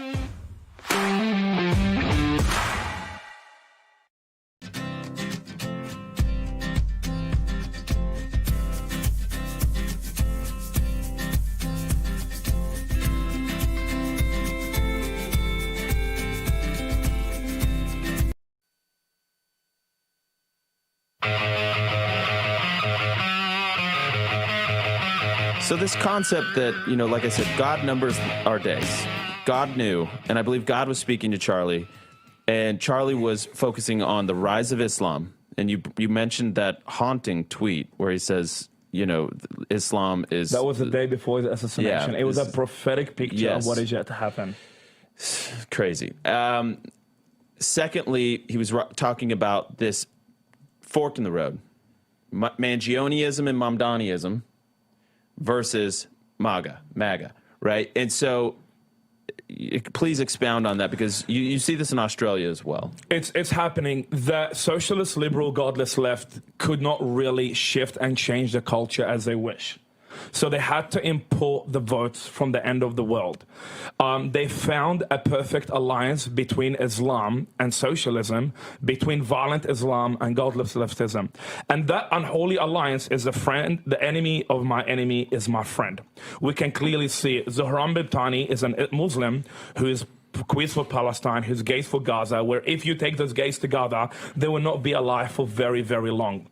But that alliance hinges on the reality. Islam and godless leftism, it hates Christianity because it hates freedom. It hates freedom, and that is the reason it hates America. And it hates success. It's like so resentful at how great of a country America has been, how great the West has been. And that's kind of, I think, the great thing that binds them together when they have so many rational reasons to hate each other. It's this resentment-driven ideology. Why does Islam despise the West? Islam sees itself as a warrior religion. It's founded in warfare. Muhammad is a warrior. The early Muslims are warriors, and they win. They win over and over. Except they didn't in Europe. They didn't, but they made it. They spread all over the world overnight. It's easy. You can understand how they would say God must have done this because we conquered. And then for the last 600 years, they've just been getting wrecked over and over again. They fell behind, so they're very upset about this. And it's the same way that this is why they hate Israel so much. Israel just beats them in every conflict ever because they're just better at science and technology. Yes, and Islam is a very better science, better technology, and a better society. They fight better. Well, sorry, I didn't mean to interrupt. And you, so Brett, that's the Islamic half, and then you have the Marxist half, which is that it's that classic bio-Leninism thing. It's a lot of people, they're resentful. Why am I not in charge of things? Why am I not super wealthy? Why do I have to have a job and work? It's this screaming rage of people who see a functional middle class family and they can't handle it and they go off the deep end. It just occurred to me the humility of a capitalist system, the humility that is willing to say we are not going to try and engineer the results. That we understand hierarchies are inevitable, right? That we understand people born at the same position with the same parents are going to end up in different places. If you don't work, you don't eat. As Winston Churchill said, socialism is a gospel of envy. And I love Charlie's favorite 4 words, earn it. Capitalism is the gospel of earn it. If you don't work, you don't eat. The Bible said a man who doesn't work and doesn't provide for his family is worse than an unbeliever. But that's a problem. People want results without work. They want the fruit without the pathway. So you end up with this very utopian gospel, the gospel of socialism. And dude, you guys need to look at Australia because we're socialist. We're socialists all the way. So you don't need... Blake wants to visit. The thing is about America, you don't need to trial stuff. You already have Europe. You already have UK. You already have France. And you already have Sydney. So Sydney, we're the second most expensive first world country state to live in the whole entire world. Really? We're more expensive than Hong Kong. So in Australia, we have 275 acres per person.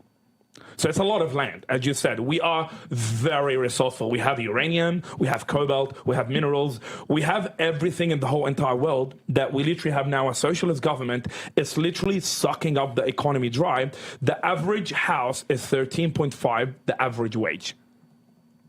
That's so like in order for California you to buy a levels. house in Australia, you need 30 years to save for the Why house. can't you? I feel like Australia should be able to build houses. It seems like they have space. Socialism is ugly. So the difference between us and in America, after World War II, we took the welfare state road. America took the capitalism, free market, work hard, make it happen. Wall Street Journal, New York, paradoxically enough, it's run by socialists now. You guys took the hard work road. We took the welfare state, big government socialism road, us in England, and now we're at the end of it. You can't build anything. You can't do anything. You can't buy a house. The fuel here is, everything in America is very cheap. We get taxed 45% of your income. The big topic here is affordability and inflation. Well, hold on. But we get taxed too, though, really bad. 37%? But if you're in California, then you might have another. If you're the top bracket, you might have another 13%. So essentially, and in America, I think that what there is really bad is the sense that your taxes go to services you 100% can't use. So if you're in a huge portion of America, you pay a large amount of taxes for public schools, and the public schools are functionally unusable to you if you are a responsible parent. And then you pay the double tax of often private schooling. Yeah. Well, and it's not, by the way, that's beyond your income tax. That is a property tax. Yeah, property tax. And so then you have property tax on top of income tax on top of state taxes to subsidize public transport that you feel is unsafe to use. And then never mind all the, infinity Somali daycares, infinity autism centers, we just have straight that up stuff looting. all over Australia. Everything is for free. It's not. But this is the reality, and that's where Christendom provide the framework.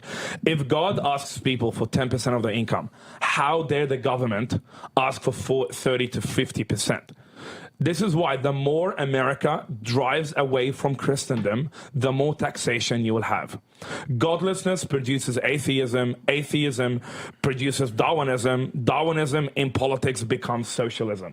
Because you need to help the little monkey that can't help himself because the big guy, the big corporate guy is the lion that's controlling the jungle. So we kind of need to make the system equitable. So the reality is the more America goes away from church, the more taxation you're going to have, and the more governmental, unethical, immoral spending. And we're watching that in Australia. The less church attendance, our church attendance in Australia is 5%. In America, 30%.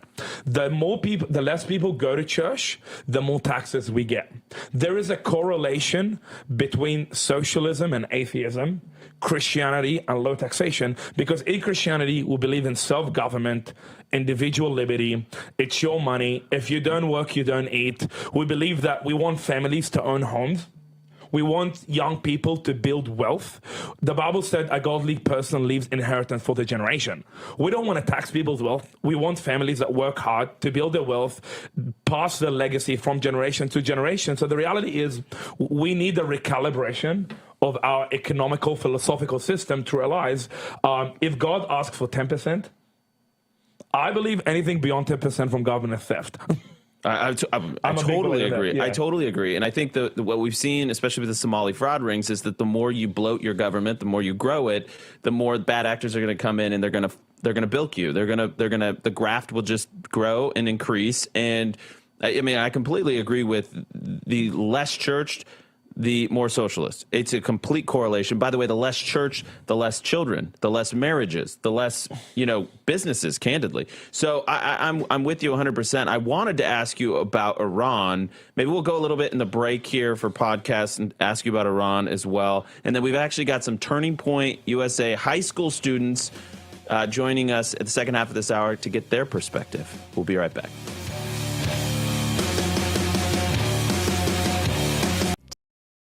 Welcome to Real America's Voice, Real Minute. Your quick look at the powerful stories of faith and freedom, inspiring audiences across the nation.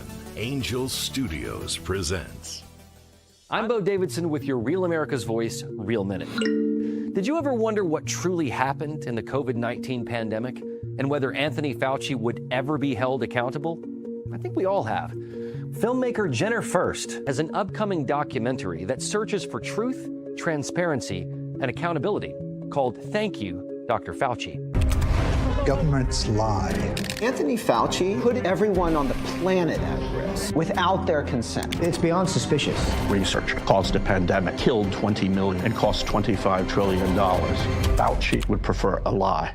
Public trust, national health, and global security are at stake as this documentary digs through thousands of pages of documents and interviews with former officials and whistleblowers in the most controversial narrative of our time that may also be one of the largest cover-ups in modern public health history. There was a cover-up. Why would he trade the Chinese the most advanced biotechnology in the world? He's a spy. It's insane. I don't think this is going to be foolproof. Things are going to slip through. Fauci knew and lied repeatedly. Rather than being a partisan hit piece, Thank You, Dr. Fauci is an honest look at the origins of COVID-19 and a potential bioarms race with China. It streams exclusively on Angel Studios app and site starting on October 23rd. And all you need to do is go to angel.com/Rav to stream it. So be ready to watch, question, and share as the quest for truth and accountability continues.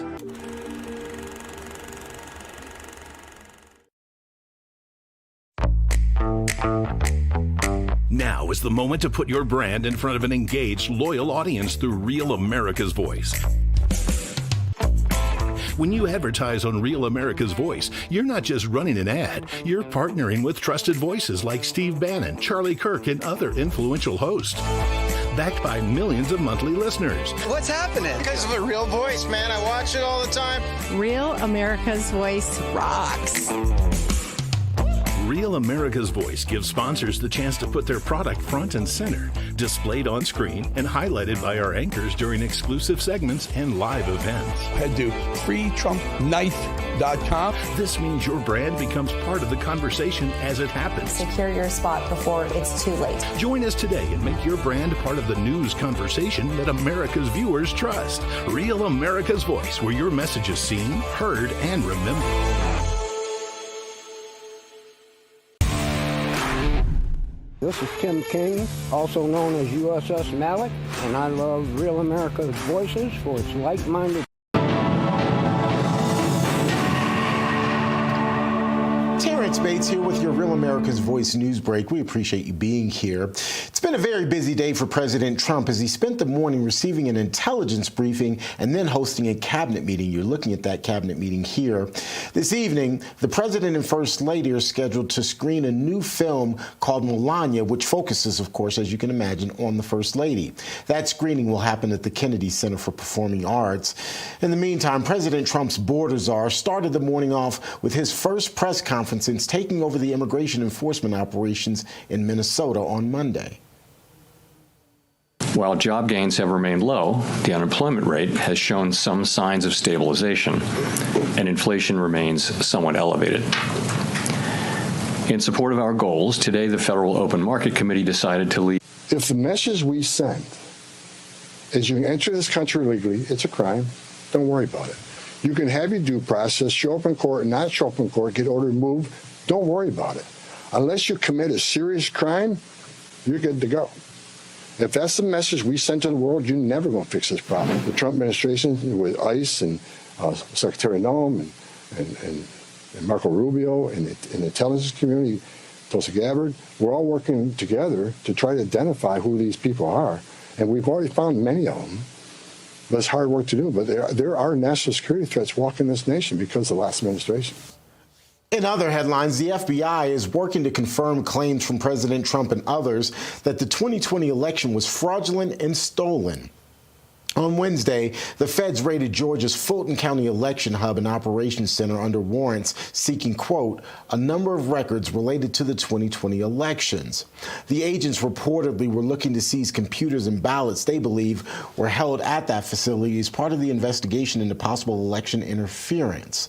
The Trump administration is also asking a federal judge to order Fulton County's court clerk to hand over physical ballots, stubs, and absentee ballot envelopes from the 2020 general election.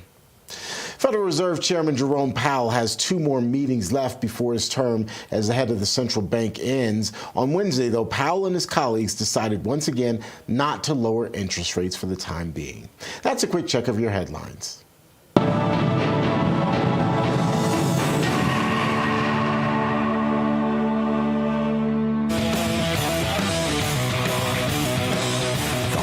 Working radio show in the business.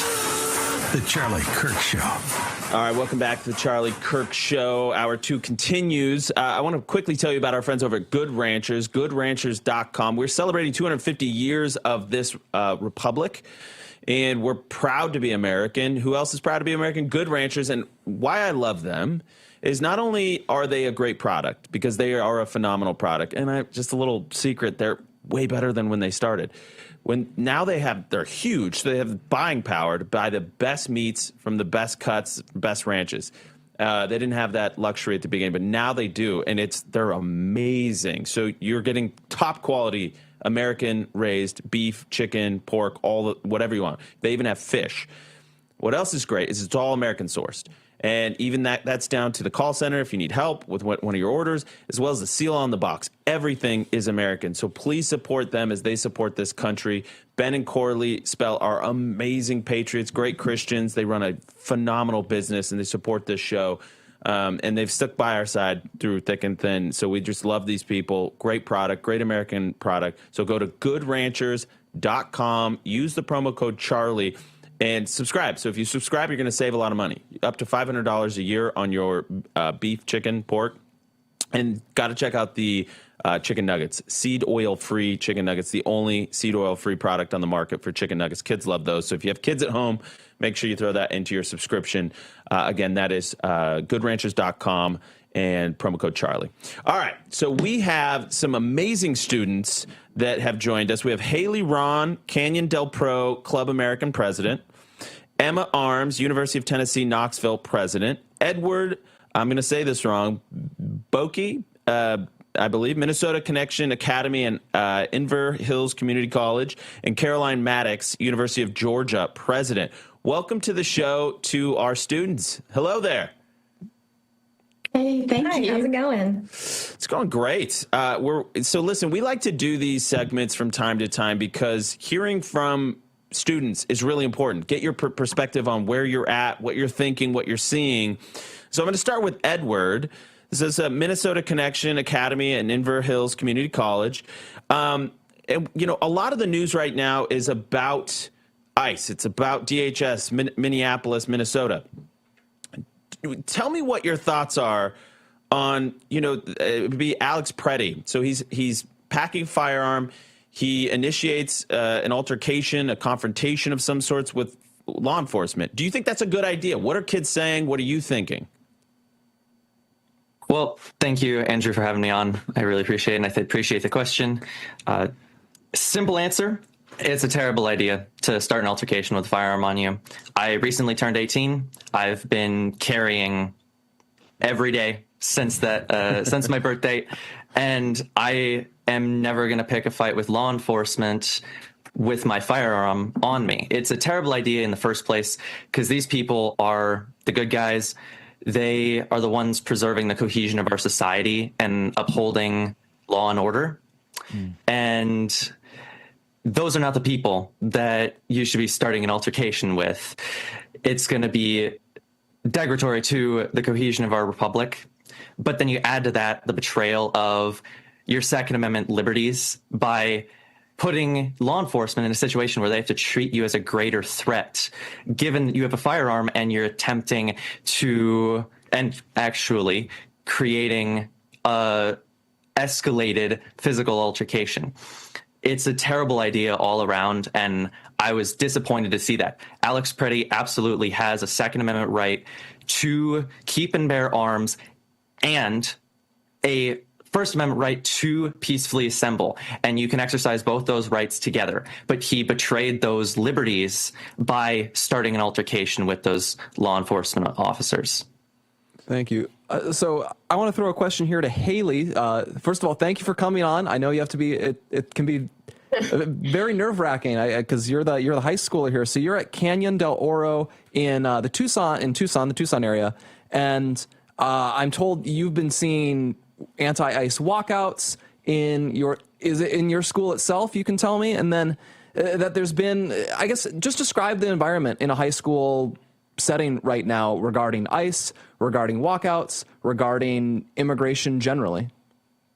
Yeah, so our school personally has not had a walkout yet, but there's definitely, like in a lot of other schools, those have happened just around Tucson and Arizona themselves. And then especially at my school, CDO, we just got Club America approved, and it's been a big issue at school and everything. Just things are super heightened, and I think a big issue right now just with high school students is a lot of it, people are trying to frame it as civic engagement, when really it's more, a lot of what they're doing is just activism without any understanding. So a lot of people are seeing this Club America, this Instagram post that we posted, just welcoming a new club, letting people be aware that this is happening, and just the amount of just rude, uneducated hate comments, DMs I've gotten, just the gossip around school of what's going on. It's these people haven't even given it a chance. They don't even know really what this is about. We haven't even had our first meeting yet, and all these people are just giving so much hate, and they just don't even really,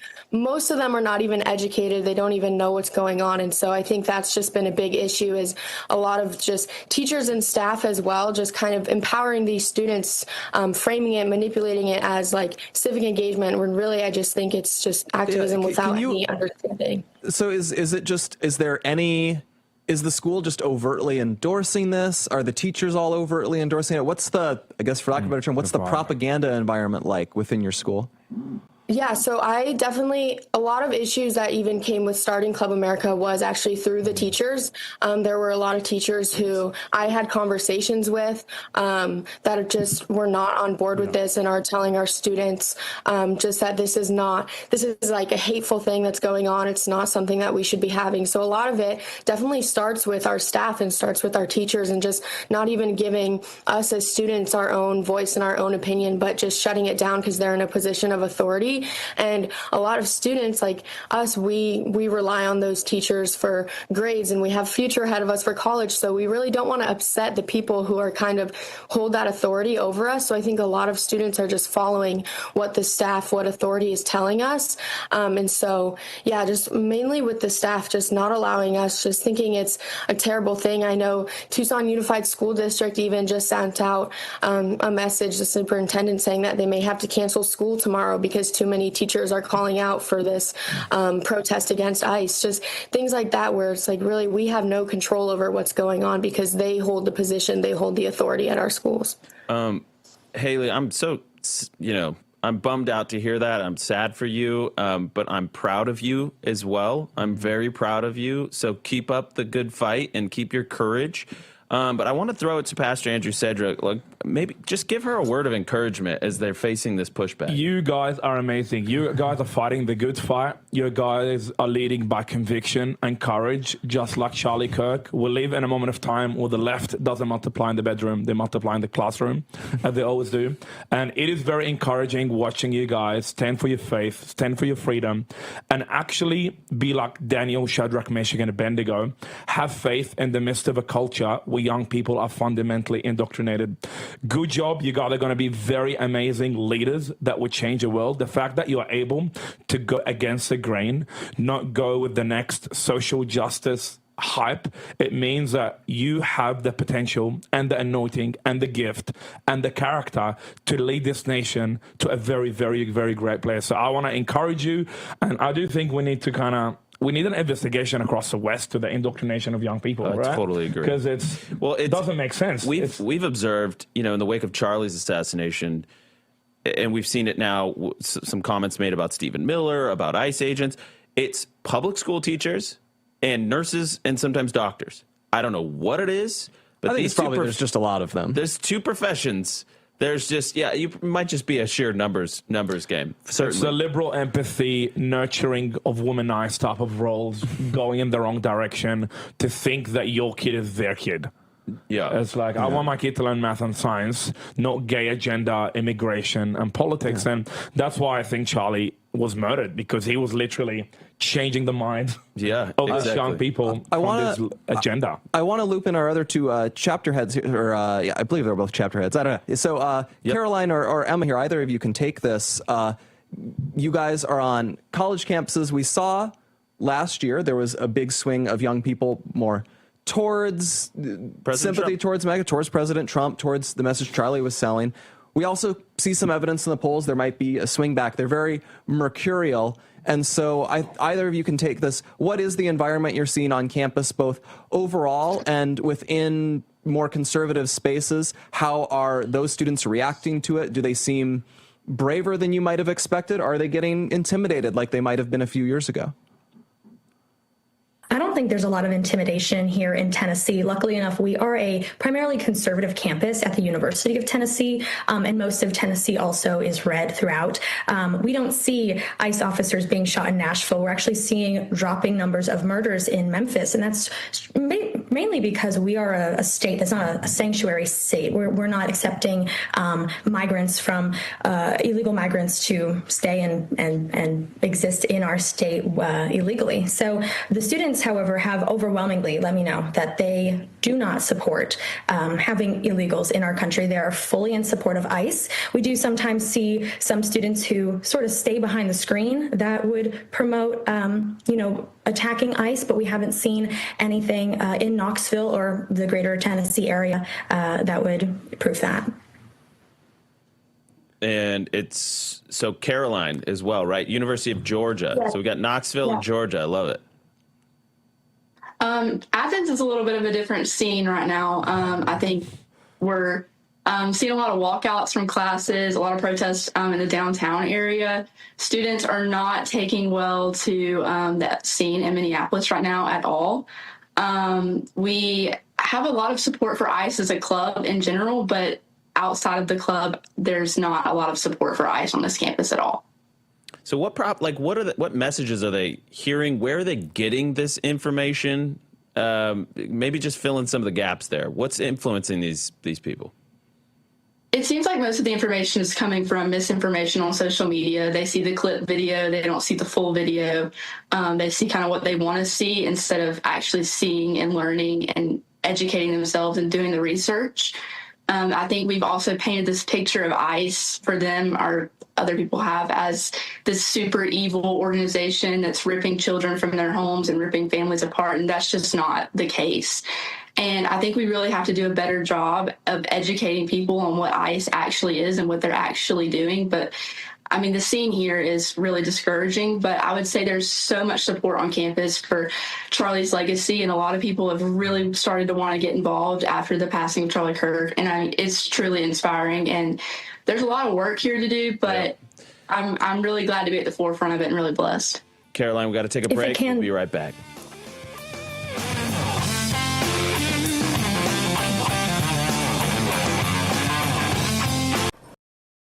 Welcome to Real America's Voice, Real Minute. Your quick look at the powerful stories of faith and freedom, inspiring audiences across the nation. Angel Studios presents. I'm Bo Davidson with your Real America's Voice, Real Minute.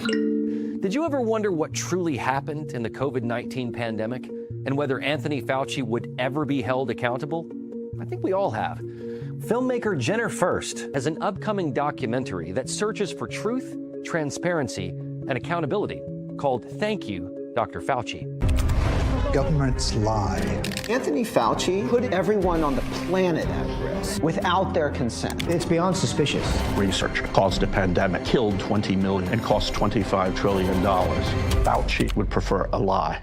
Public trust, national health, and global security are at stake as this documentary digs through thousands of pages of documents and interviews with former officials and whistleblowers in the most controversial narrative of our time that may also be one of the largest cover-ups in modern public health history.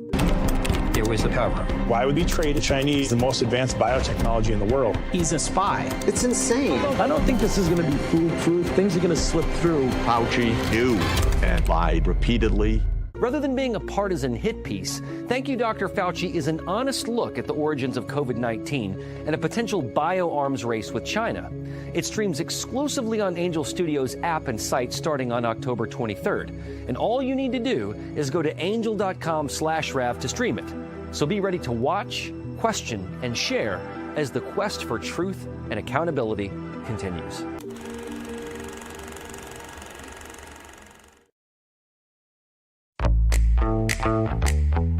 Now is the moment to put your brand in front of an engaged, loyal audience through Real America's Voice. All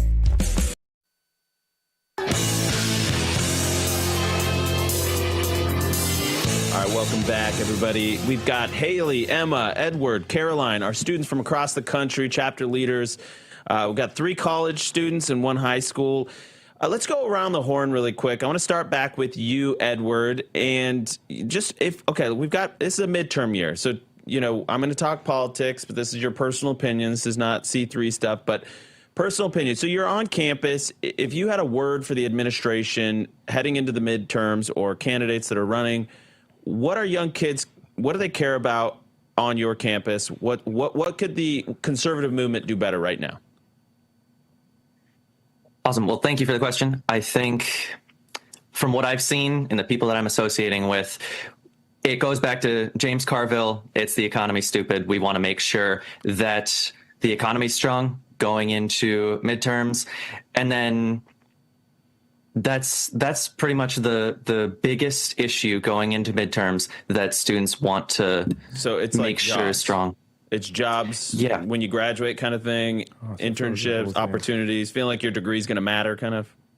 There's some worry about the AI bubble and the potential for greater inflation moving into midterms. So if we could put some assurance surrounding the Federal Reserve and taxation and making sure that inflation is going to remain low, those are the core points that students on campus in Minnesota that I've interacted with are worrying about right now.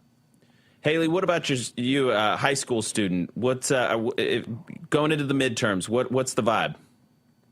Yeah, I wouldn't even say really that a lot of our students are even educated enough to really care. I think a lot of the things that they're talking about are just like things that they're just hearing on the internet. But I would say right now, in high school especially, is just immigration, like what we've been seeing recently, and just how a bunch of us younger students who may not be as educated are just rejecting law enforcement. And I guess how we can kind of push back on that and how we can be educated on, that we can be in support of legal immigration, and then also recognize that fighting against law enforcement is not the right thing to do, and that interfering with them doing their jobs is only going to create this chaos that we're seeing, and that really these shootings that are happening are not just one-sided, and that something is going on behind the scenes to kind of affect what's going on in the immigration. That's a good insight. That's a really good insight. So Caroline, you're at the University of Georgia, and you said there's all these like walkouts and a lot of anti-ICE energy. I mean, do they remember Laken Riley at the University of Georgia? Is she still some person that people are talking about there? Because I wonder how they square that circle or circle that That's square. exactly the question a lot of us are asking right now at Turning Point. They were actually organizing a 5K with some other groups on campus. I think it's called Run for Your Life. It's going to be an awesome event. I believe it's on February 21st, but it'll definitely be on our socials if anyone's interested in that. I really don't know. I'm in shock also. I mean, I don't know how we go from seeing a girl basically my age be viciously murdered by an illegal immigrant in our own city, and then now we're supporting people doing this kind of thing to ICE agents who are just trying to protect our country and protect citizens of America. And I think, especially as a woman, seeing that happen to someone my age, it's frightening. And I think we should be in support of people who want to keep us safe from that kind of thing. And I really think that our campus is just in a real mess, and we have a lot of work to do still. All right, now, you, Emma, you're last. What is dominating the midterm vibes among young people in Knoxville? Yeah, well, kind of like Edward said, talking about the economy, but more specifically affordability for housing and buying homes. I'm actually graduating in the next semester, and looking into the near future, it kind of seems impossible to achieve that American dream of being a homeowner. And I think that that's a deeper issue than a lot of people might realize on the surface, because you have all these young people in America who don't have, they don't own anything, they don't have stake in anything. And I think that makes it difficult to really feel like you have ownership in your country, that you're an actual citizen of your country, and to be proud of your country when you feel like everything is being, taken by taken from your hands different ways. I also think that also impacts the family, the nuclear family. You can't raise 3 kids in an apartment. That's just not ideal. So it does make it harder for people to start families, continue growing our country. So it is a deeper issue than people realize. Well, Emma, I think that's great. And I just wanted to say, if you're just graduating, you do have a little time to, on the home buying and that starting kit. But don't panic. Don't panic yet. Okay. But your concern is legitimate, and it's well made. President Trump just passed a very awesome bill or law a few days ago where he banned big corporation institutionally buying single-family Well, it wasn't a homes. bill. He's looking to it. He's aspiring to do it, I think. So I'm looking from Australia. I'm like, that's amazing. That will free the market for young people to actually. Well, and Charlie talked a lot about an economic moonshot for Gen Z, and that is build 10 million new homes, block institutional money, block foreign money, make sure that it's open to young limit buyers. Immigration so you don't overwhelm the housing market, supply and demand. Exactly. Yeah, and I think all of these things we're making good progress, but we're not there yet. And I think these concerns that you guys are voicing are apt, and they're really important. It was stuff Charlie talked about, by the way. Blake, I don't know if you have a follow up here, but we've got I'm interested. I wish we had a little more time because I'd love to poke more at that AI thing because I'm very fascinated by how young people relate to artificial intelligence. Do you remember the last time we did one of these? It was all about H-1Bs. Mm-hmm. Do you guys talk about H-1Bs within the club or in the chapter? For Minnesota specifically, and at my chapter, I know that we still discuss that. We still discuss the avenues of legal immigration. Yeah. What about the ladies in the panel? Because the last time it dominated our conversation. I think we definitely have a mixed. There's mixed views on whether we should be having more or having less or just leaving it the same because there are pros and cons, of course, to both. But I hear a lot of different things from different students. It just kind of depends. Definitely a mix. Yeah. AI is going to be a defining I think issue. about that. A friend of mine, he just said that kids at the campus he's at, he works on a Christian ministry there, and he says they need AI to tell them what questions to ask in class. And that concept had not occurred to me until I heard that, and it filled me with foreboding. I wish I had AI when I was in school. That would have solved a lot of my problems. The lack of critical thinking skills, though, that AI could give rise to is terrifying. Which is why we need all of you guys. We need to fight against groupthink on campus. We made progress last year, but it roars back over and over again. Yeah. So we thank all of you for standing guard in the permanent vigil for liberty. Yeah, thank you guys. Thank you for making the time. And as you hear more about walkouts as well, Haley, we want to hear about those because in Phoenix here, it's going crazy. So not a good sign. Yes. Not a good sign. All right, God bless you guys, and stay safe and stay vigilant. And we thank you for all of your great service at Turning Point chapters across the country. And Pastor Andrew Cedra, thank you for spending the whole hour with us. Thank you, guys. Thank you. What a blessing. We'll see you guys tomorrow.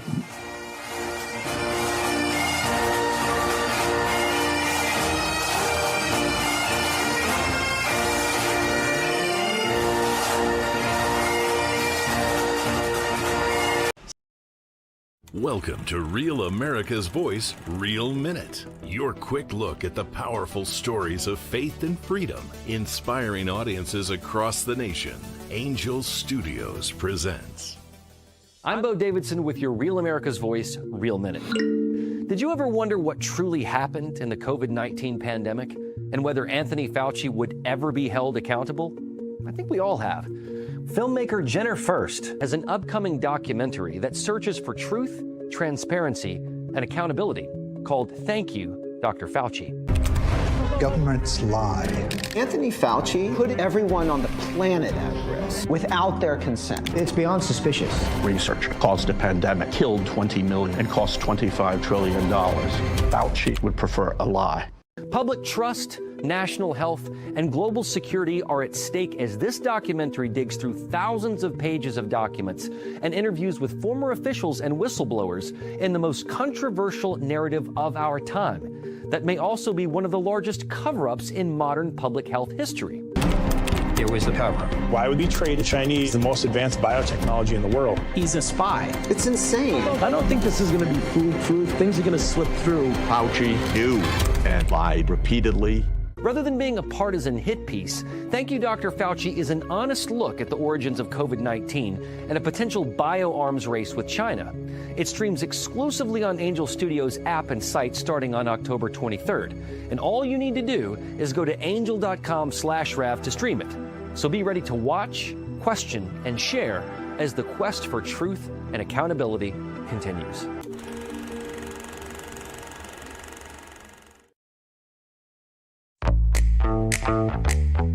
Now is the moment to put your brand in front of an engaged, loyal audience through Real America's Voice. It's your friend John Rich. I co-founded Old Glory Bank because we heard too many stories about people getting canceled by their bank because they didn't agree with their politics. The government wanted to know where you shopped. If you bought a Bible or you shopped at a sporting goods store, you're probably on a list. We created Old Glory Bank because America needed a bank that would protect their privacy and security. Exercising your constitutional rights is not a criminal activity, and neither is loving your country. At Old Glory Bank, we stand with you. I'm a J6er. I spent 1,143 days in prison. About a year in prison. We were prosecuted, persecuted. J6ers have been treated like terrorists. And we need your help. Stand in the Gap was founded to stand in the gap for J6ers working to rebuild their lives after being incarcerated. For just $10 or more, you can help these patriots get back on their feet again. Every dollar you give is being matched up to $50,000. Go now to j6support.com and donate today.